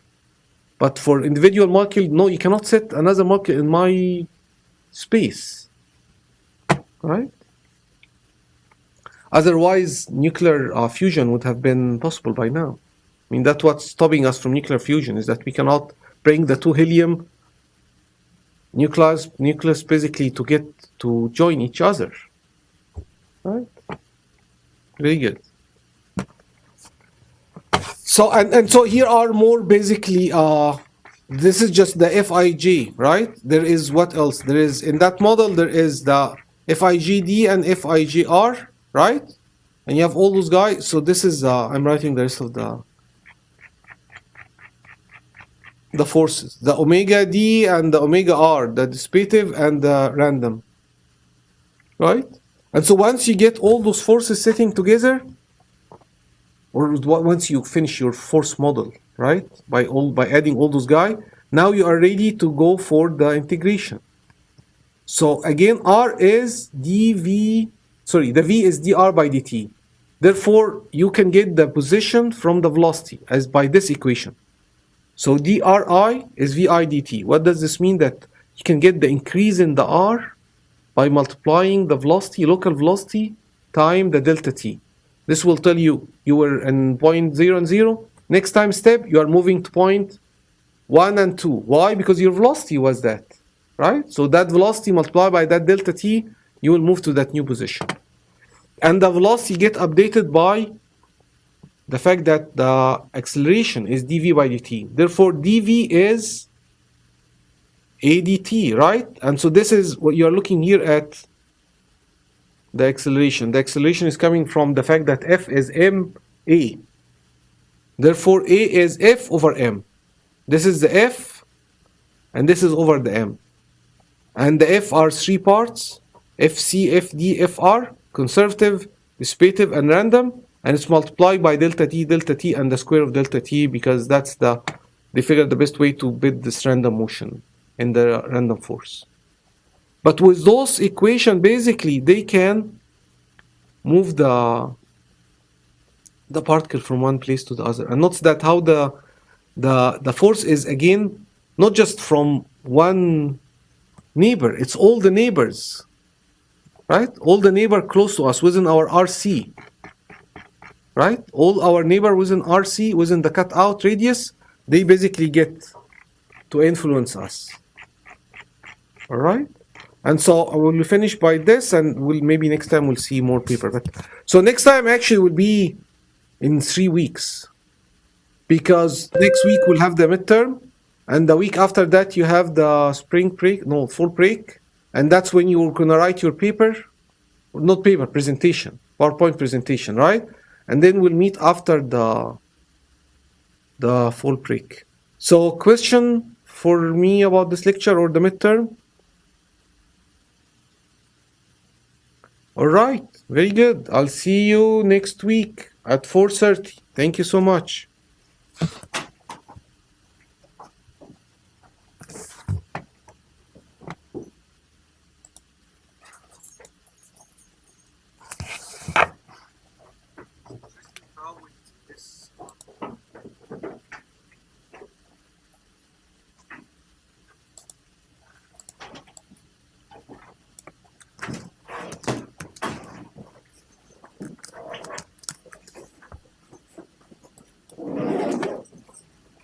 I was gonna ask you, Dr. Sloan, for the solar pay, if I take the final and see my standard deviation from the average and get a grade for my midterm, because next week is my wedding.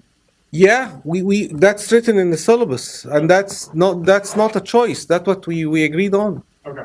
So if you cannot attend next midterm for any reason, right, you will just basically will give you a 0 for now, and we'll wait until the final, and we will find out not the standard deviation, we'll find out the average The average. of the class in the 2 exams, and how we'll scale you back to this one. So yes, so good luck.